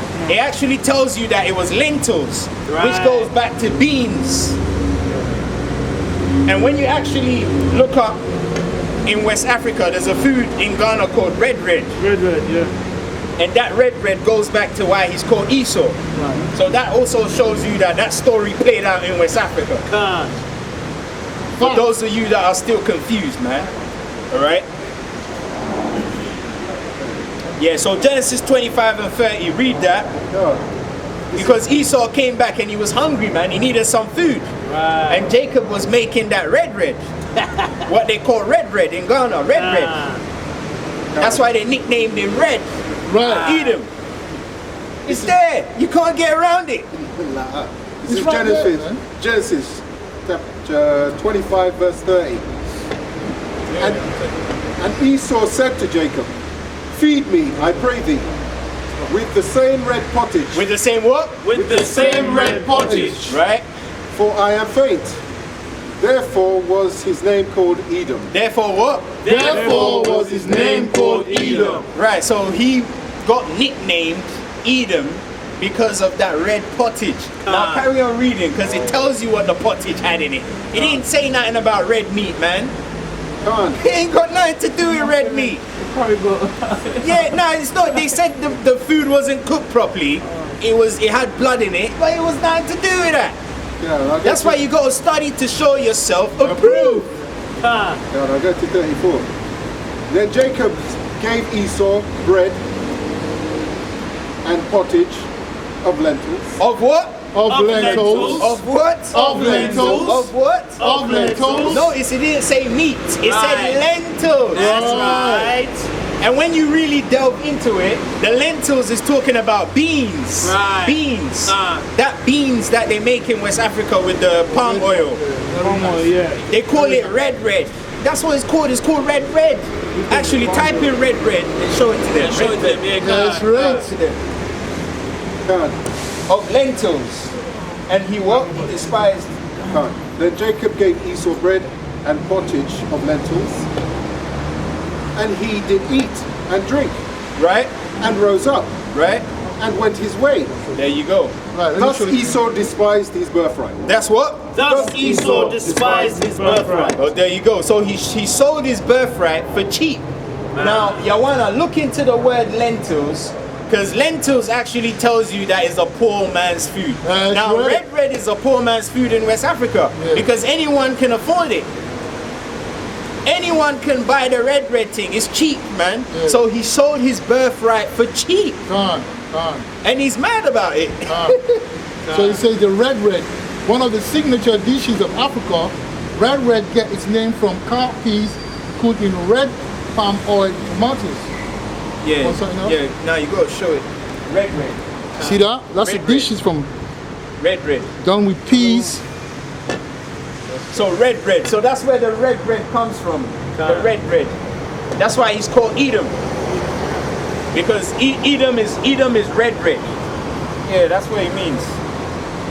Mr. Red. Right, so when you go into the biblical usage for lentil, you scroll down and then you go to the Chaldee lexicon. Right? The Chaldee lexicon. Now listen to what the brother Yawana is going to show. This is Right. going to further show you that it's talking none other than the red dish, the gari and the beans with the plantain that you guys eat in West Africa. That's what this scripture is talking about. Okay? Read that. And it reads, chiefly used as food for the poor. For the what? Chiefly used as food for the poor. Thank you. Show it. Food for the poor, man. Poor man's food, isn't it? Referencing Gary and beans. Gary and beans. Referencing Genesis 25 and 34. Brother, what country you from, brother? Huh? Oh, Jamaica. Oh, right. And Samuel 17 and 28. And it's there. Go into the lexicon. I don't know what they call that in Jamaica, but they might have a name for it in Jamaica. What's it called in Jamaica? They call it red beans.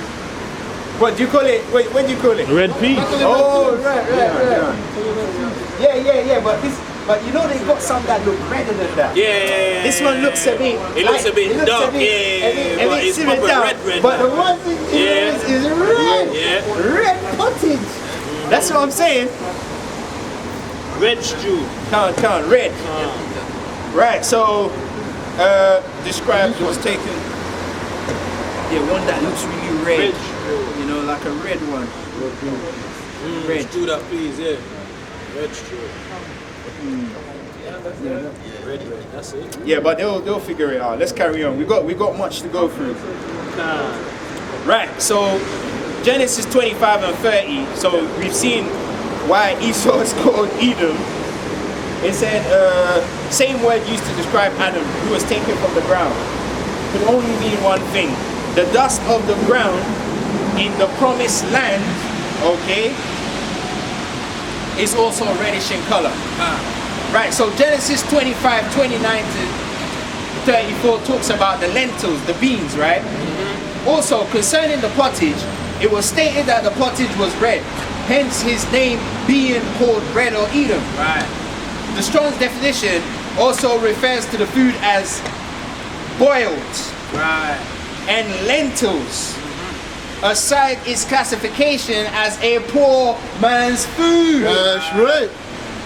Which brings us to the Ghanaian dish red. Coincidence? Question mark. I don't think so.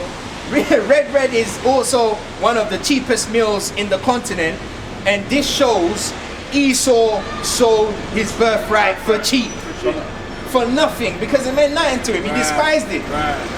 It says, in case you might use Hebrews 12 and 16, because they're going to try and say it was meat. So a brother get Hebrews 12 and 16, because it said he sold his birthright for a morsel of meat.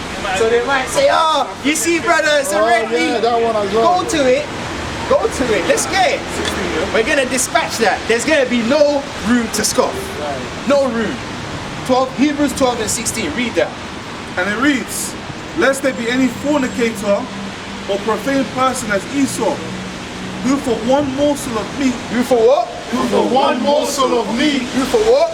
who for one morsel of meat, Right? sold his birthright. Now go to the word morsel of meat. Go to it. And see what the definition, because it says morsel of meat, but it has nothing to do with meat. That's right. Read the definition for that and show it to the camera, bro. Biblical usage, act of eating. Act of what? An act of eating. An act of what? An act of eating. Notice it don't say, does it say anything about red meat there? Not one bit. Not one bit. Show it. One. It's there. One brakata. One yum yum. Now you meant to say right. Kwam Yasho. God. Yes, brother. Yes. Yeah, man. So God. Yeah. Let's carry on. So right. Yeah, he showed it for cheap. So in case you might use Hebrews 12 and 16, you can't use that anymore. That's right. You can't use that to claim it was red meat. You gotta look up the Strong definition, which has nothing to do with meat. Right. Okay. well, it says even in the Bible, you got herbs for meat. So Right, exactly. Okay, so now get me my broom. Let's deal with this over there. So now let's deal with the broom. Really, I should have had that broom in my hand, didn't it? yeah, the whole time. The whole time. So bro. so now we're gonna talk about the broom. Okay, this is the West African broom. It's in the Bible, and we're gonna read it. So let's deal with it. They tried to change the name, but we figured it out through the spirit and power of Yahweh Bashim Yahushua. So right, concerning 1 Kings 19 and 5, okay, it says juniper trees refer to the broom trees which are made from the palm trees. They're a type of brooms are only common. These type of brooms are only common among the dwellers on the continent, which shows the prophets lived and roamed the lands of Africa. Right. Juniper tree, palm tree. They call it juniper tree, but it's a palm tree, and we're gonna prove it. So show them juniper trees, broom tree. I'm coming.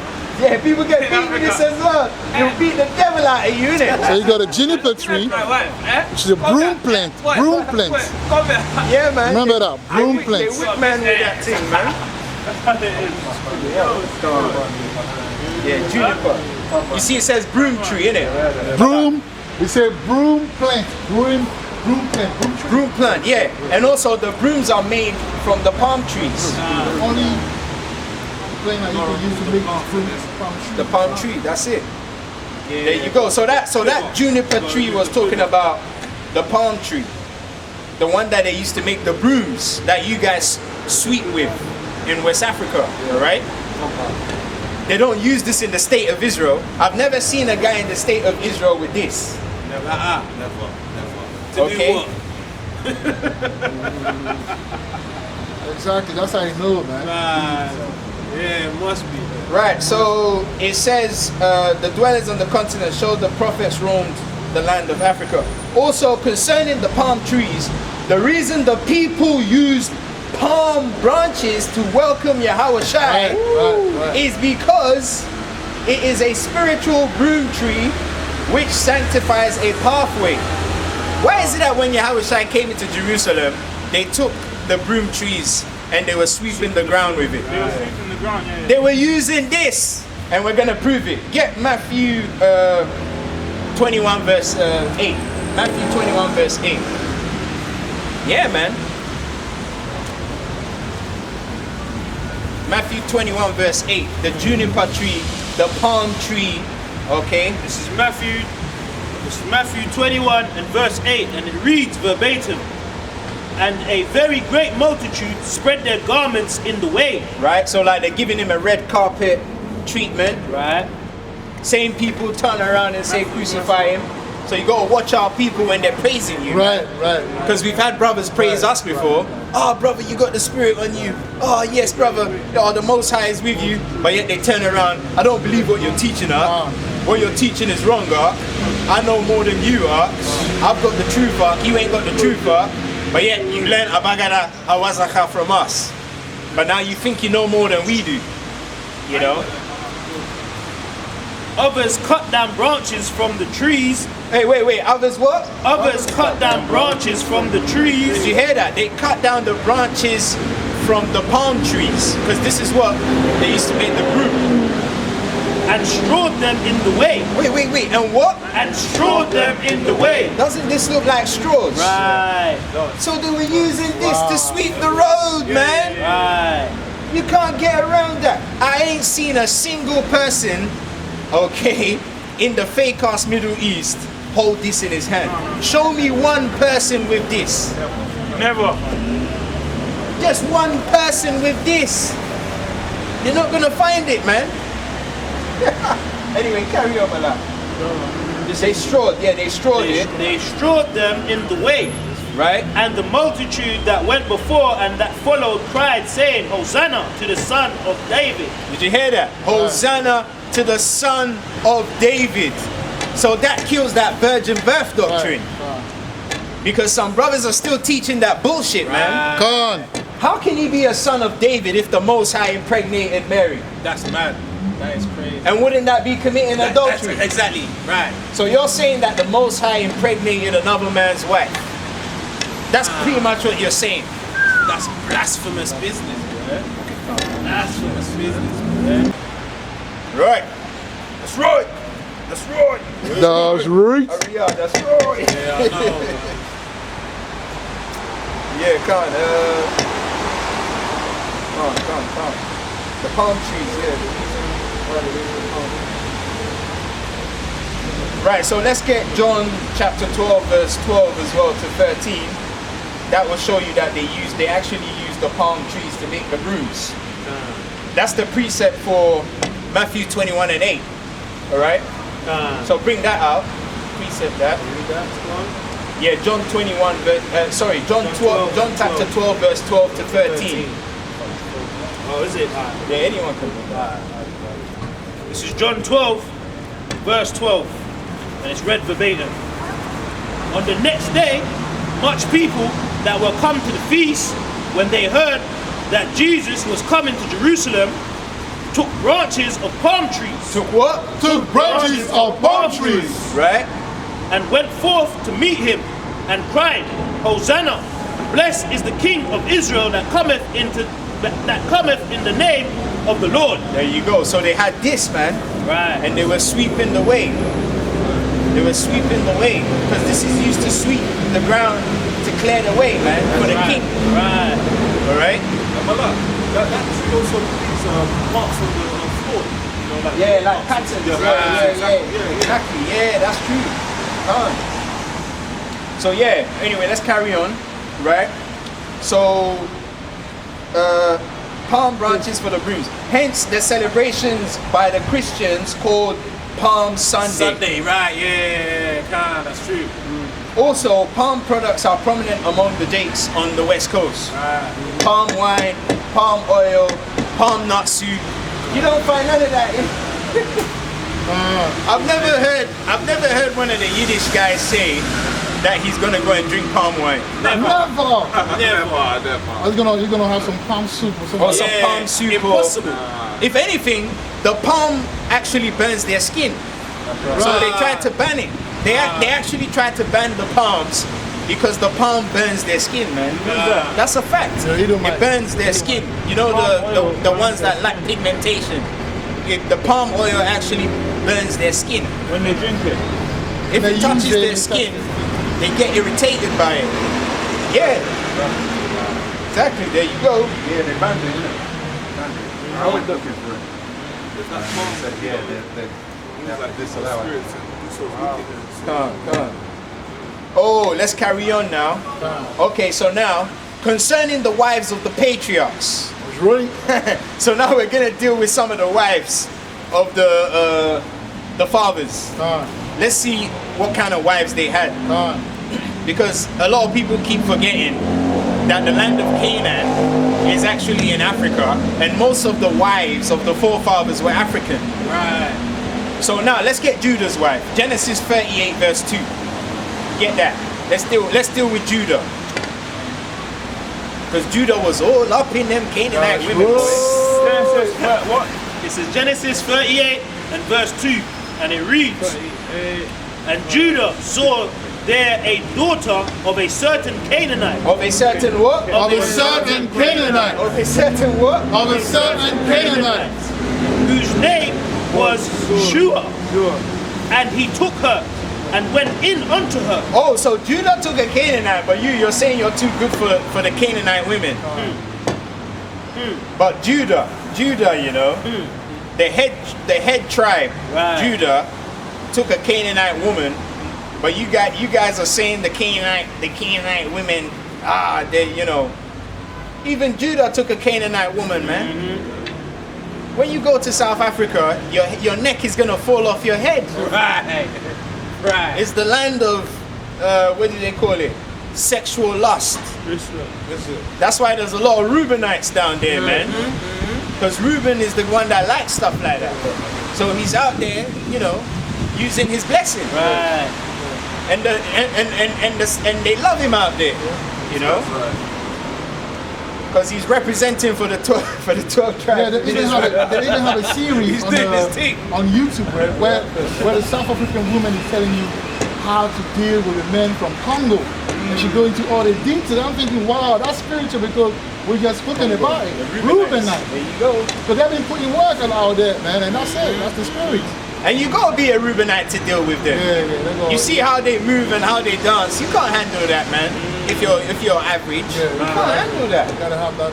Because they can dance, you know. Them daughters of Shiloh. Yeah, they can. The daughters of Shiloh know how to move. Yeah. One of Chris Brown's dancers is a daughters of Shiloh. I don't know if you guys see that video circulating. You know that bald-headed girl that follows him everywhere he goes now. Yeah. Oh yeah. And then she was doing that crazy dance. That's a South African girl, man. You see how they dance, They're good at dancing though. you know? And so now you see where the Benjamite women get their dancing from. When they do that robot dance, when they go like, the South African women can do that, man. That's where the DNA stems Yeah, from. because the mom of South Africa, the ancient South African, because if Benjamin went into the ancient South African woman, what's coming out? You know what I mean? So Judah sort of came. Now give me Joseph. Genesis 41 verse 50. So we've done Judah, which represents the southern kingdom. Right. Now we're gonna do Joseph, which represents what? The northern kingdom. So we've done south. Now we're gonna do north. Both of them come together. That makes the nation of Israel. You listening? Genesis That's good. 41 Listen. verse 50, and it reads, and unto Joseph were born 2 sons. And unto what? And unto Joseph were born 2 sons. Right. Before the years of famine came, which Aseneth and the daughter of Potiphar And the daughter of who? and And the daughter of Potiphar. Did you hear that? Joseph's wife was a Hamite. So the 10 tribes, you got Hamite blood in you, boy. And I'm sorry. You can't get away from that one. Okay. Right, so that's it on Joseph. So now let's do Levi. Let's do Lawaya. Now Levi, remember the Levites, the lawgivers. Moses, Aaron, Phinehas, Eleazar, Ahimelech, the showbread man, Ezekiel, the high priest, all these guys. Let's see what kind of women they were taking, man.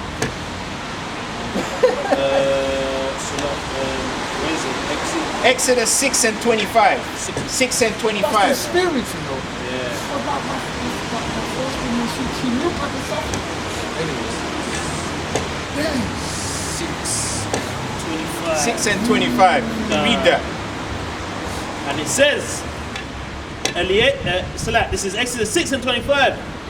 And Eleazar, Aaron's son, took him one of the daughters of Pitiel. One of the what? One of the daughters of Pitiel. Did you hear that? One of the daughters of Putiel. Right. Now, when you look at the Lashon Kodasha for Putiel, it says Pawata Allah, and Pawata goes back to Put. Put is a Hamite. Right. Yeah, carry on reading. And she bare him a son, Phinehas. And she bear him who? And she bare him a son, Phinehas. Now look up Phinehas and show them what what it says about Phinehas. You know the bit I word, innit? Yeah. When you scroll down and it says the Negro. Go back to that. So check out Phinehas, right? The son of Eleazar, the one of the priests who became the high priest in Israel. Let's find out who Phinehas was, man. And this is in the Strongs, in the Briggs lexicon, in the Strongs H6372. Proper name masculine, and it means Egyptian, Phinehas, the Negro. The what? The Negro. The what? The Negro. The what? The Negro. Show it. They'll say we're lying, innit? It's right there, man. Show that. It's right there. The Negro, you know. Yeah, man. Oh my days. Phineas, the Negro. Come on, they don't get no blacker than Negro, bro.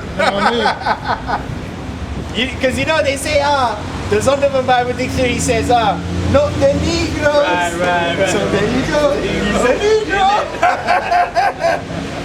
Right. Okay, so check this out. The ancient Persians are actually Hamites too. The ancient Persians would be Hamites. They are Hamites, yeah.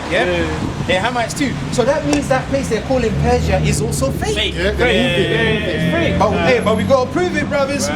Ezekiel 30 verse 5. Get Ezekiel 30 verse 5. And go to the word Libya. Ezekiel 30 verse 5. 30 verse 5. Go to the word Libya. 30 verse 5. This video might get striked, bro. Yeah, you know, innit? I was thinking that as well. There's too much. There's too much information coming out on this one, boy. So the ancient Persians actually go back to the Libyans. Libya, that's what it says here. And if you quite remember, And Libya. Simon of Cyrene, the guy who came out of the countryside to help Yahushua carry the cross, it tells you Cyrene is in Libya. Right. So again, Ezekiel 30 verse 5, go to Libya, Right. H6316. Right. And it reads, outline of biblical usage, put. Right. So put is an African. Right. Now scroll up to read the Strong's definition. Right. Yeah, read that. It says, of foreign origin, put a son of Ham, also the name of his descendants or their region, and of a Persian tribe. And of a what? And of a Persian tribe. And of a what? And of a Persian tribe. Oh my goodness. This is too much, man. How the hell? I'm too Wait, full wait, up wait, now, wait. man. Where's Ephraim? Where's Ephraim? 419 guys. Come on. Instead of sending stupid emails to try and con people, why can't you figure this out? This is actually easier than what you guys are doing. So it shows you how people are wise to do harder shit. Right. They like the complicated stuff to make it look easy. Yeah. And this is right here. And sitting this in is front of right here, and you guys never saw this. Man. Show it. The Persians are actually African as well. Strong's The definition. Syrians are right African there. too. Move this somewhere. They just put this somewhere. There you go, man. The God. Persians, bro. Persians, Serious, isn't it? There you go, man. Prince of Persia, all of that stuff. You know. And you know what, brother? You know the brothers that play Pokemon, yeah? Type in Pokemon Persian. Persia. Okay. Type in Pokemon and then space Persia. There's actually a Pokemon called Persian. There's a Pokemon called Persian, and look at what that Pokemon looks like. days. Show it to the camera. Persian. What is it? It's a cat, boy. And who used to worship the cat? Man, the Egyptians, bro. Man. Yo. They're putting truth in things like they just, hidden in plain sight, basically, bro. You gotta. But they're still gonna say we're bugged out, though. Yeah. They're gonna say we're bugged out. We're bugged out. Oh, well, you're rolling, like It looks like the 15 Egyptian minutes. cat. You know the ones that's on the line. Can't. The thingy there. Right, you see, that's blatant. Persian, the cats. that's it, man. There you go. Yeah. Ching. Anyway, let's speed up. Speed up. So so the Persians are African as well. Okay. Libya is put a son of Ham, whom Eliezer took of his daughters to wife, Putiel. Also, Shinar is Somalia, so that puts Syria in Somalia. Right, so customs pertaining to the landmass. Exodus 29 and 16. The rod with the goat hairs. Get that. Exodus 29 and 16. The rod with the goat hairs. The one that Moses used to sprinkle the blood. And it reads. Because once you see that, you know that's African. Once you see that.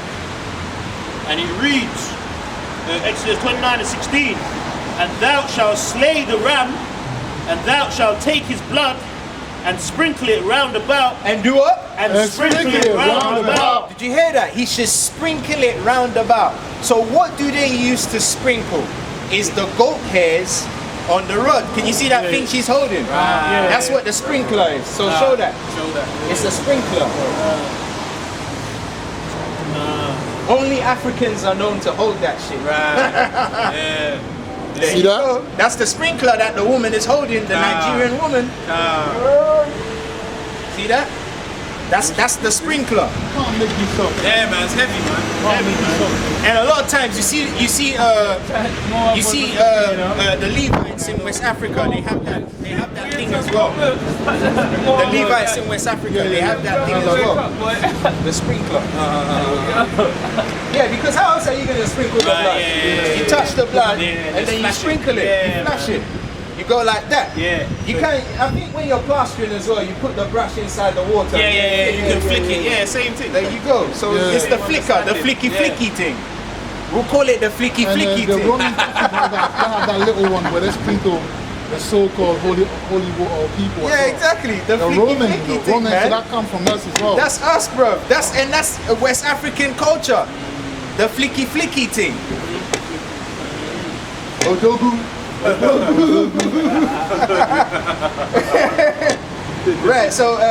Right. So customs pertaining to the landmass. So we've done Exodus 29:16. Now do Ezekiel 21 verse 12. Smite thy upon thy thigh. Ezekiel 21 verse 12, and then we'll go to Ezekiel 6 and 11. So someone get Ezekiel 6 and 11, and another brother get Ezekiel 21 verse 12. Ezekiel Customs in the scripture that show you these played out in the continent of Africa. That's right. Ezekiel chapter 21, starting at verse 12. Cry and howl, son of man, Right? for it shall be upon my people. Right? It shall be upon all the princes of Israel. Terrors by reason of the sword shall be upon my people. Smite therefore upon thy thigh. Do what? Smite therefore upon thy thigh. Now, bro, come on. When have you ever seen the other nations smite upon their thigh to send out a warning? We're the ones who do stuff like that. Like, yo. Yeah, hurry up, man. Right, so do the 6th one. Stomp the feet as well. Right, so it's Ezekiel 6 and 11, and it reads, Thus saith the Lord God, smite with thine hand and stomp with thy foot. Right, what? Smite with thine hand. Right. Who likes to talk and clap their hands at the same time? Right. Only even Jake, man. Even the Eves do that when they're being disrespectful. Yeah, come out of my Nigga, face. you suck, tell me. Shit. You know what I mean? Hey, most lying on Bro, them. you can't get away Most from that, lying man. on them. Anyway, let's speed up, man. That's it Yeah. on that. So Africa was named, this is the last bit, and then we're done. Africa was named after a Roman general, Leo Scipio Africanus. thank you, called Scipio Africanus. Now, contrary to popular belief, Scipio Africanus was an Israelite from the tribe of Issachar. That's right. Now a lot of people are gonna say, how did he come up with that? Don't worry, man. Look at all the stuff we brought out. You think we ain't gonna break that for this? They're gonna say, these guys are going up. How can Scipio Africanus be an Israelite? Well, we're gonna show you. Yeah, just wait there. Just wait there. Right, so check this out. I'm good out of Right, so Scipio Africanus was an Israelite from the tribe of Issachar. Okay, it says this same man later came as Cornelius from Acts chapter 10. Right. A diligent search into the sons of Issachar will point back to the Romans, because the Romans were from the tribe of Issachar as well. Right. Right. So Tola, get Tola for me. Tola. Tola. Tola. Get Tola. I think he's nonsense. Or just type in Tola, T-O-L-A, the first one that comes up. So Tola was basically the first son of Issachar. Okay? Tola. T-O-L-A. So pull up 46 Tola. and 13, and it reads, And the son of Issachar, Tola, And the son of who? And the son of Issachar, Tola. Right, now click on the word Tola. Get Tola. The definition for Tola. Issachar's son Tola. right. Because remember, the Romans had a red cape they used to wear. Okay? They used to wear that red cape, innit? Thank you. Okay, and it reads, I went into the root word of Tola, and it reads, biblical outline usage, worm, scarlet stuff, crimson. Right. So Tola means worm, or the crimson worm. Right. When you look up the crimson worm is what they use. Pull it up. The crimson worm is the worm that they used to dye that cape that the Roman centurions used to wear. That's right. Good. And also the crimson worm, it looks like a corn. Right. And what does that remind you of? Cornelius. Right. Hey. And also, what does corn look like? Seed. Right. Okay. Right. Read that? Yeah. The crimson. All right. So what is the crimson worm used so for? Tola means crimson worm. That's what Right. it means. The brilliant, beautiful, and fast red dye. It was used for dyeing the curtains of the tabernacle, Exodus 26:1, and the garment of the high priest, and in the purification rite of a leper, Leviticus 14:4-6, and of the house affected by leprosy, and it was added to the ashes of the red ephod. Right. So a brilliant, beautiful, and fast red dye. color. Right. Red dye. Right there. Red. That's right. The crimson worm. And also, that's the reason why the Romans were set in charge to crucify Yahushua. Because that's synonymous with what? Issachar, man. Okay? So it shows you Israelites crucified Yahushua. It wasn't right. no heathens. Right. We did it, man. There you go. Hey, there's more to come. There's more, yeah. That's right. There's more coming. Now, the term Roman is actually derived from pomegranate. Get pomegranate. Pomegranate. The Roman word, okay, alright, let me carry on reading. The son of Issachar sheds more light to this fact. And his name goes back to the crimson worm, which is the same element used to make the red dye capes the Romans used to wear. Also, Roman is a word corruption from the Hebrew word Ramawan, okay, which is the same word for pomegranate, which also produces a crimson color juice. Right. Red.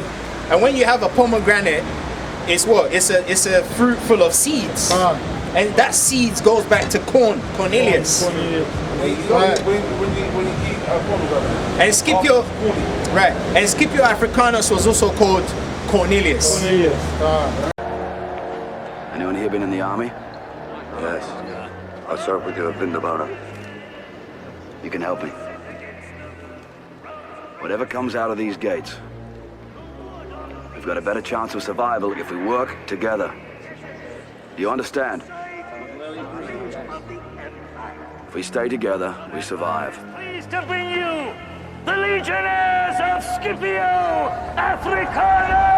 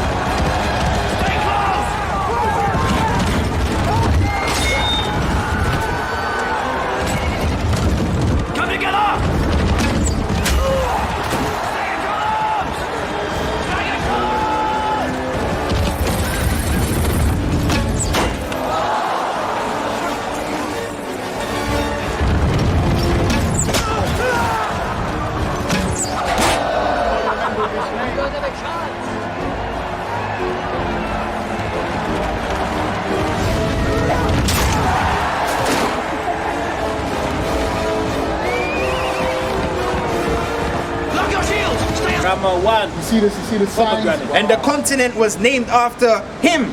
Right. So that shows you the continent was not even named after, like they say, an Edomite. It was named after an Israelite. Right. A Hellenized Israelite. Man, their head's gonna explode. Man. That's Bro, why that's Peter. too much, That's man. why Peter was told to go to the house of Cornelius. That's right. Because he was the same guy who defeated Hannibal the Barbarian Right. and sacked him to Colombia. Right. What was Hannibal? Israelite as well. Hannibal. The Carthaginian Empire got destroyed and they got shipped out to Colombia. So why That's did why when you MTV? go to Colombia, there's a place in war. Colombia called Oh, it's been war. Carthage as well. Carthage, that's Why right. is the Yeah, blood that's beefing right. against the Christians? Cartagena. That's right, Cartagena. It's always been like right. that. That's because So the history is all there, man. So it was Jake versus Jake, man. Okay? Esau was just a faggot in the sand, just like he is today. That's right. Jake has always been the muscle. Right. Okay? Sitting on his backside. Yeah, The bro. brother said, why were they beefing? And I say it's the same thing for the 100 years in Europe. In Dark Ages, there was a 100 years period where the English were fighting the French, the French were fighting the Portuguese and that, because that's the Jake, man. We fighting. So the gangs, blood and tricks, man. Pomegranate. Yeah, pomegranate. Yeah, so what is pomegranate? What's the Lashawana for pomegranate? Rama. Right, there we go. Yeah. Rama1. Rama1. Hey, you know when you clicked on that one? Yeah. Is that the root etymology for it? Yeah. Oh, right. Okay, it says to be exalted as well. Be exalted. Yeah, that's talking about the Roman Empire. Right. See that? Because the Roman Empire was the pinnacle of, you know, supremacy, man.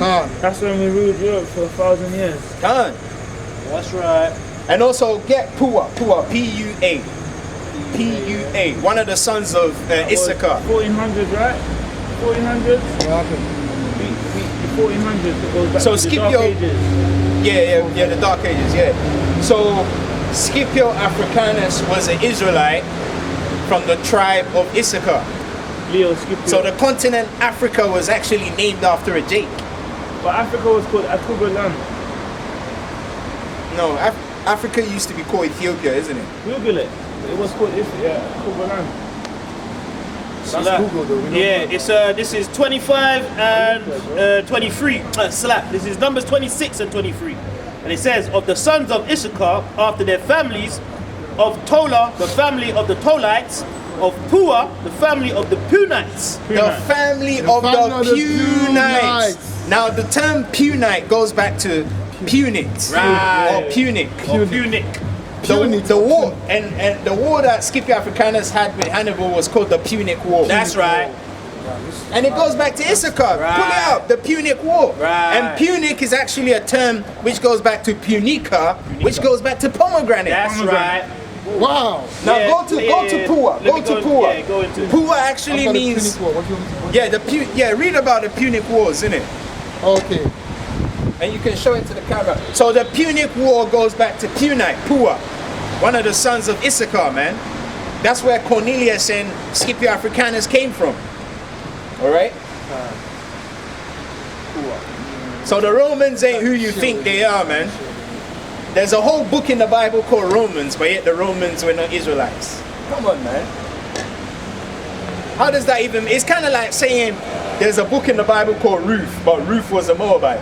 Right, yeah. Just because it says she was a Moabitess. Don't you know when you live in the land of Moab, you could be called a Moabitess? Right.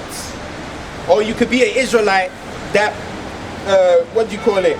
Breeded among the Moabites, right. And then your children, because they got that Moabite look about them, they can still be called Moabitess. Right. Make it make sense, man. Right. So where we at? Pua. So the definition for Pua means what? Splendid, man. You see that? The Roman Empire was splendid. They were organized. They were in formation. Right. Everything was organized. They were skilled tacticians. Right. That's the one. That's the one. Because the image that what's his name saw, Daniel saw, the Roman Empire was the steel, right, the hard one. Yeah, Khan. That's right. And what does Roman mean on Google? Strongman. Right. And it says Issachar is a strong. That's right. You can't get away from it, man. Right. You know? Yeah. Where you go? Well, that's not long at all. Should I go to anything from the... Yeah, but just show them the Punic Wars, innit? Because remember, it says the father of the Punites was Pua. Right, so let me read it quickly before I carry. So let me see if I can The Punic Wars were a series of wars between 264 and 146 BC, fought between Rome and Carthage. 3 conflicts between these states took place on both land and sea across the western Mediterranean region and involved a total of 43 years of warfare. Read the bit where Hannibal got defeated, man. That's what I want to hear. Because Hannibal got defeated. If I go back, I'll find. Okay, so. And also, that's the same way Mourinho's Inter Milan defeated Barcelona. Right, so you say... Because Barcelona goes back to Hannibal Barca. Barcelona. That's really where it is. That's why they call themselves the Catalans. Because Catalonia goes back to Carthage. Carthage. That's right. Yeah, Carthage, Carthage. That's why that Barcelona team, no one could beat them. Right. But the Italian, which goes back to Scipio Africanus, came with Mourinho's Inter Milan and parked the bus and shut the whole shit down. And they've never been the same since. But they still don't learn though. They still don't learn. And Xavi, Iniesta and Messi have deserted the team. It's too much, bro. Too much. They had to go. They had to try and go and get Lewandowski. Learn to finish. Yeah, let him bounce. Yeah, Shalom. Yeah, man. Pick up the finger now.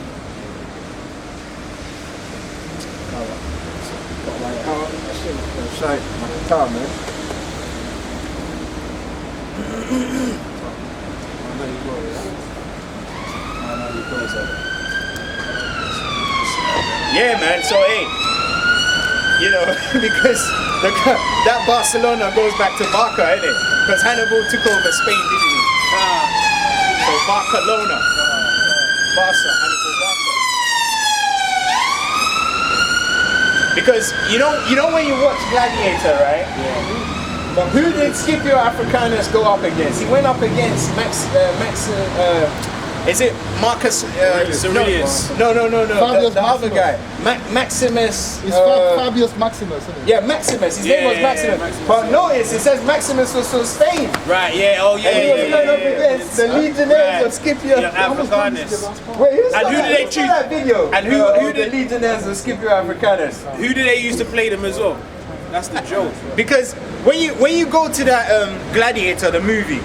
Yeah. Shalom. You know when it goes back to, you know, Gladiator, the movie Gladiator, right? When it says the legionnaires of Scipio Africanus. I'll put it in the thing. Put it inside. You see who comes out? Jakes, man. Jakes, man. I'll put it inside. Well, there you go. They've even got an even it as well, like. So yeah, so get the son of Issachar, the Punites. Right. What does it say for the Punites? But for the Punites, it reads outline of biblical usage. Punites scattered. What? Scattered. What? Scattered. Notice it says scattered. Doesn't that go back to Cornelius? Right. Because what do you do with the corn or the seed? Scattering. Yeah. So it shows you that the Romans, who became the Gentiles, were Israelites that were scattered. See? See, that's another. Yeah, man. That's another angle. Yeah. That's an angle. That's a precept as well, isn't it? Like, there you go. Where the Mosai said, go to. That's why they had that war. Scipio versus Hannibal was called the Punic War. Right. It goes back to the Punites. See that? You can't get around this, man. Hey, but anyway, let's round this thing up, man. Yeah, read that one quickly. I know it's not. Yeah. So, how did Hannibal lose the Punic War? Fabius Maximus broke the Carthaginian army with each demolished garrison. The longer the war, the smaller Hannibal's army became. With a reduced ability. Yeah, because Hannibal is an Ephraimite, innit? Yeah. And Ephraim is a big tribe. Right. So they're proud because of their numbers. Right. So the Most High he shrunk them down, innit? So he prolonged the war just enough so they can shrivel it down. So he said the longer the war, the smaller Hannibal's army became. With a reduced ability of mastering soldiers, Hannibal had little chance of forcing Rome to surrender, allowing the Romans to win the Second Punic War in the end. There you go. So Scipio Africanus kicked Hannibal's ass, man. Right. Hannibal Lecter. Right. That director, shoot the lecture.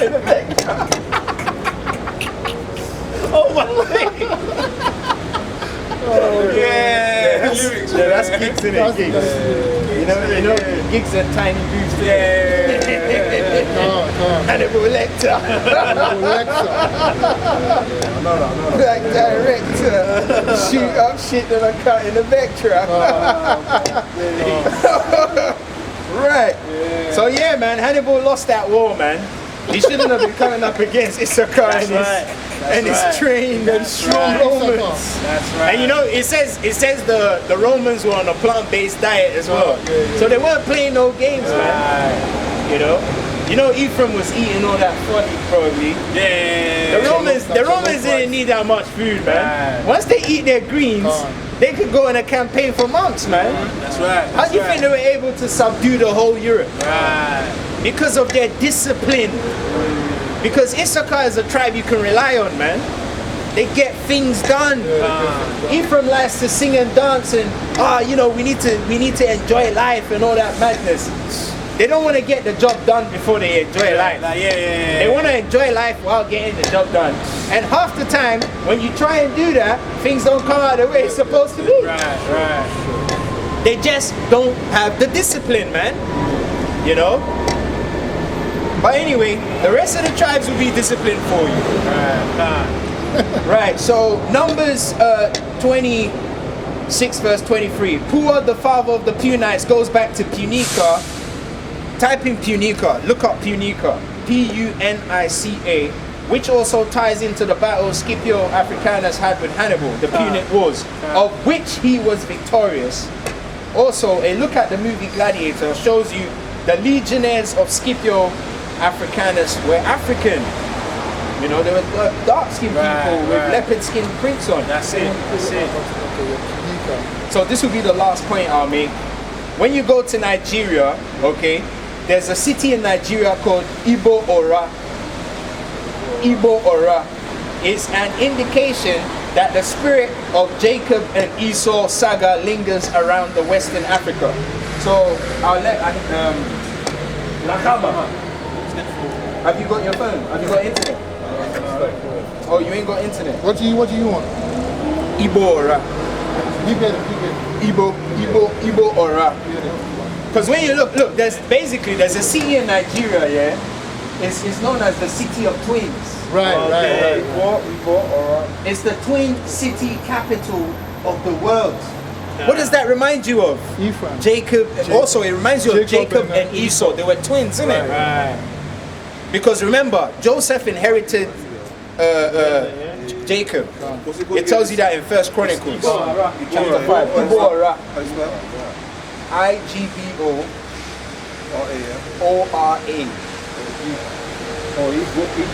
Ibora. Yeah, the twin city capital. So that shows you that the Jacob and Esau thing was happening in West Africa, man. So that also shows you where the land is as well.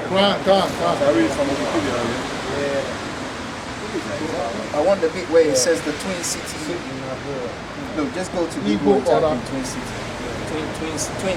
Twin city capital of the world.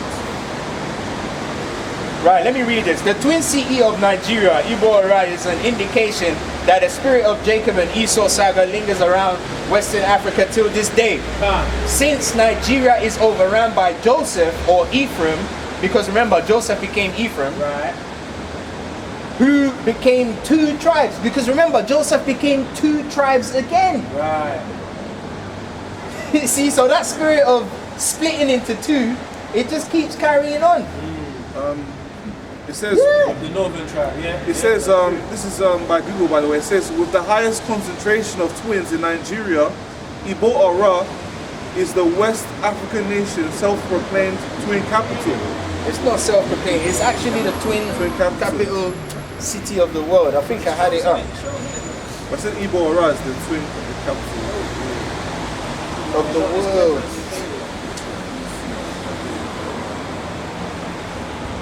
Yeah, it says the unusual large number of twin births in the region was the earned town the nickname twin capital of the world. Yeah.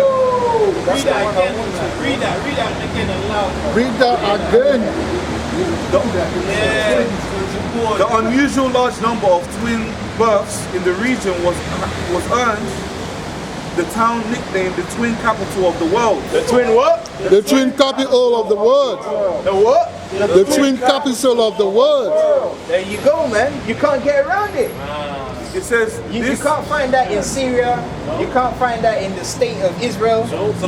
You can't find that in Palestine, because apparently the Palestinians say the land is theirs. Okay, fair enough. But you can't find no twin capital city there. Right.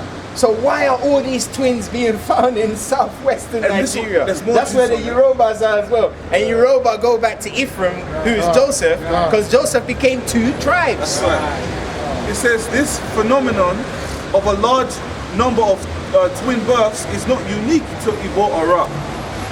It's not unique, man. It's a regular thing that happens. It's a regular thing, man. Twins everywhere. There's a double of everything. Right, so since Nigeria is overrun by Joseph or Ephraim, who became 2 tribes, Jacob also was a twin. Yeah, that's right. And according to First Chronicles 5:1, which will make Jacob an Ephraimite today. And Jacob is an Ephraimite, really, literally speaking, by the way. Because if you quite remember, Jacob didn't even want Leah. He wanted Rachel. Yes. Right. He didn't want Leah, man. He wanted Rachel, man. This is 1 Chronicles 5 and verse 1, and it reads, "Now the son of Reuben, the firstborn of Israel, for he was the firstborn, but for as much as he defiled his father's bed, his birthright was given unto the sons of Joseph." His birthright was what? His birthright was given unto the sons of Joseph. Did you hear that? His birthright was given to the sons of Joseph. So Joseph became who? Jacob. Right. Okay? So Jacob will be an Ephraimite today. That's right. That's why the twin thing is still going on in Nigeria, bro. Because that's where the Ephraimites are. In Nigeria, the supplanters, the 419ers, the scammers, the con artists.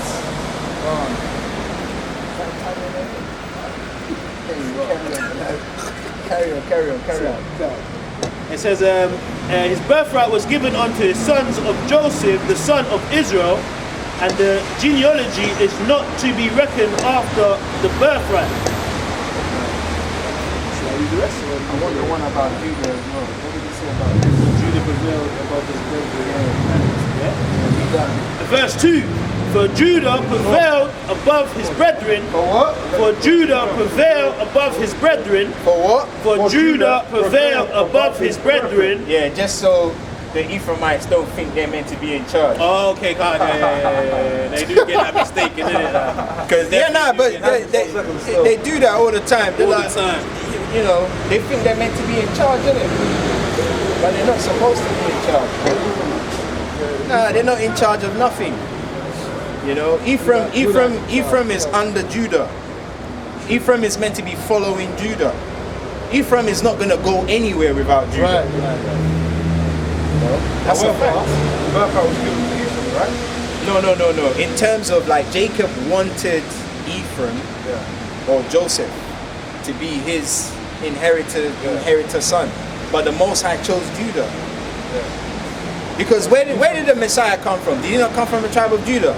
Well, there you go. He didn't come from the tribe of Ephraim. So it shows you the Most High is dealing with the tribe of Judah. But who the father wanted was Joseph.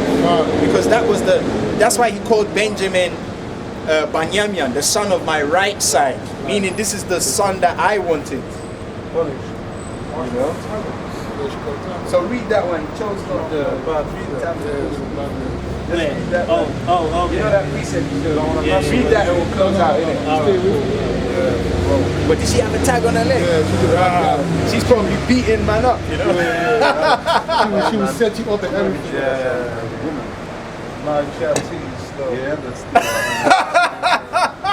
Yo, you brothers, let's finish this off, man. Chose not the clarity of Edom. Yeah, man, so the Ephraim, man, you know, they need to play their position. No, when it says birthright, what it's talking about is basically Jacob's favored son. Oh yeah, Joseph. That's all it's talking about. Jacob's favored son was Joseph. Okay? That's who, because remember, Jacob didn't want Leah. But the one he didn't want is the one that has done him well. And that's always the case.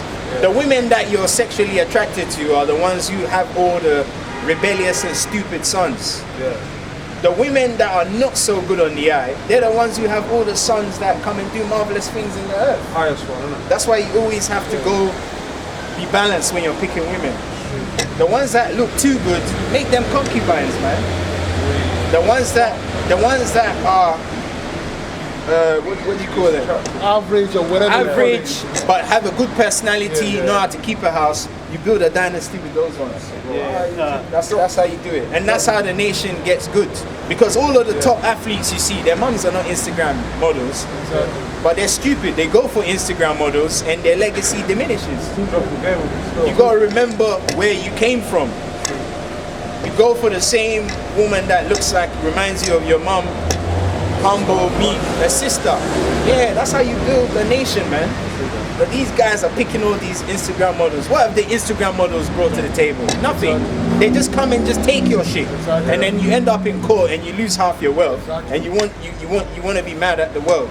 You're surprised as well. Yeah, man. Go to hell, man.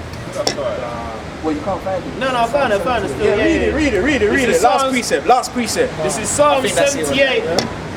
This is Psalm 78, and I'm gonna go from 59. It says, and when God heard this, he was wroth and greatly abhorred Israel.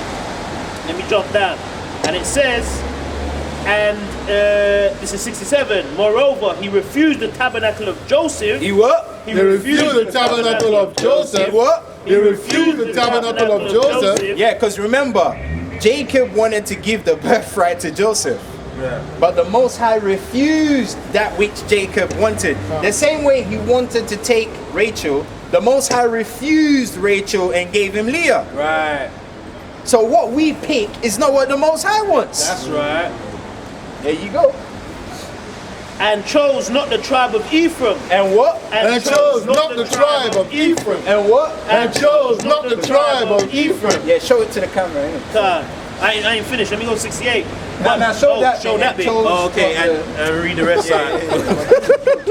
Okay. 67, yeah? Yeah, make sure he sees it. Yeah, let me take it off the screen. They might think it's made it up, innit? Yeah. It's a wrong Bible, innit? Oh man. Hold on. The supplanters might not see it. Yeah. See it there? They might think it's a rigged email. Innit? There you go. Verse 67 and verse 68. Right. So let's finish that. Yeah. And verse 68 reads, but chose the tribe of Judah. But what? But chose the tribe of Judah. But what? But chose the tribe of Judah. The Mount Zion which he loved. Right? To feed, There's a reason why it chose Judah, because Judah is not like Ephraim. Ephraim, he's a deserter. When he sees shit ain't going his way, he will abandon ship. But Judah, he will ride till the end, man. Yeah, he's solid, he's solid. And Issachar as well, and Levi as well. They will ride to the very end, man. There's more still. There you go. And he built his sanctuary like high palaces, like the earth which he hath established forever. He chose David. He chose who? He chose David, also his servant, and took him from the sheepfolds. From following the ewes great with young, he brought him to feed Jacob. He brought him to what? He brought him to feed Jacob. Right, because, hey, what are we doing? Are we not feeding them? No. The rest of them are out there teaching bugged out doctrines. For the most part, they're not even teaching, they're scoffing. Okay? Sometimes it's just recycled. There's no growth in it. It's just the same old. But it says to feed. Sometimes when you're feeding someone, just because you're feeding them, it doesn't mean you're giving them food. Right. You could be feeding them vomit as well. Right. What are you feeding them? Are you giving them food that will make them grow and get stronger? Yeah, McDonald's is a food, boy. It doesn't, get you anywhere, bro. Will it nourish them? You know what I mean? So let's go to McDonald's, let's eat. You're getting fed, but it doesn't make you strong. It doesn't make that's you. That's what it said with the pottage, the lentil pottage as well. Like, it said when you go into the breakdown, it said about the meat. Is it nourishing? It's nourishing. That's one of the understandings for it. Meat means to be like nourished. As well. Yeah, you know what I mean?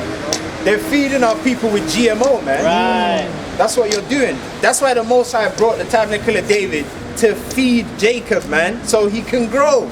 Because the Most High loves the nation. You put an Ephraimite in charge, you're gonna see what happened, man. You saw what happened to the Carthaginian Empire. You go to Colombia, everyone goes to Colombia, just to have fun with them, and they don't care about them. The Carthaginian Empire got destroyed. At least Europe is still holding their own because people are still flocking in it. So it shows you whatever Scipio and his crew did is still standing to this day. So that tells you a lot about the tribes, man. The Most High puts certain people in positions of power to help the nation. That's right. And 9 times out of 10, our people always like the guy that would destroy them. Yeah. There you go. Look at America. There you go. Because most of the Ephraimites are in America, That's man. it, man. And look at in America, they're all messed up, man. They've bugged the hell out, even to the point where these guys are meant to be the smartest people of the tribe. Right. But you got fooled into thinking that a dot on the map is gonna fit all 12 countries. Crazy. Yeah, so No, there's more. He brought him to feed Jacob, his people, and Israel, his inheritance. So he fed them according to the integrity of his heart and guided them by the skillfulness of his hands. That's it. Right, with that, we're gonna give all praises to Yahweh, Hashem, Yahushai, Waha, Kodash. The truth is coming out. I'm Manwa Allah, man. After what? That's right. After what? That's right.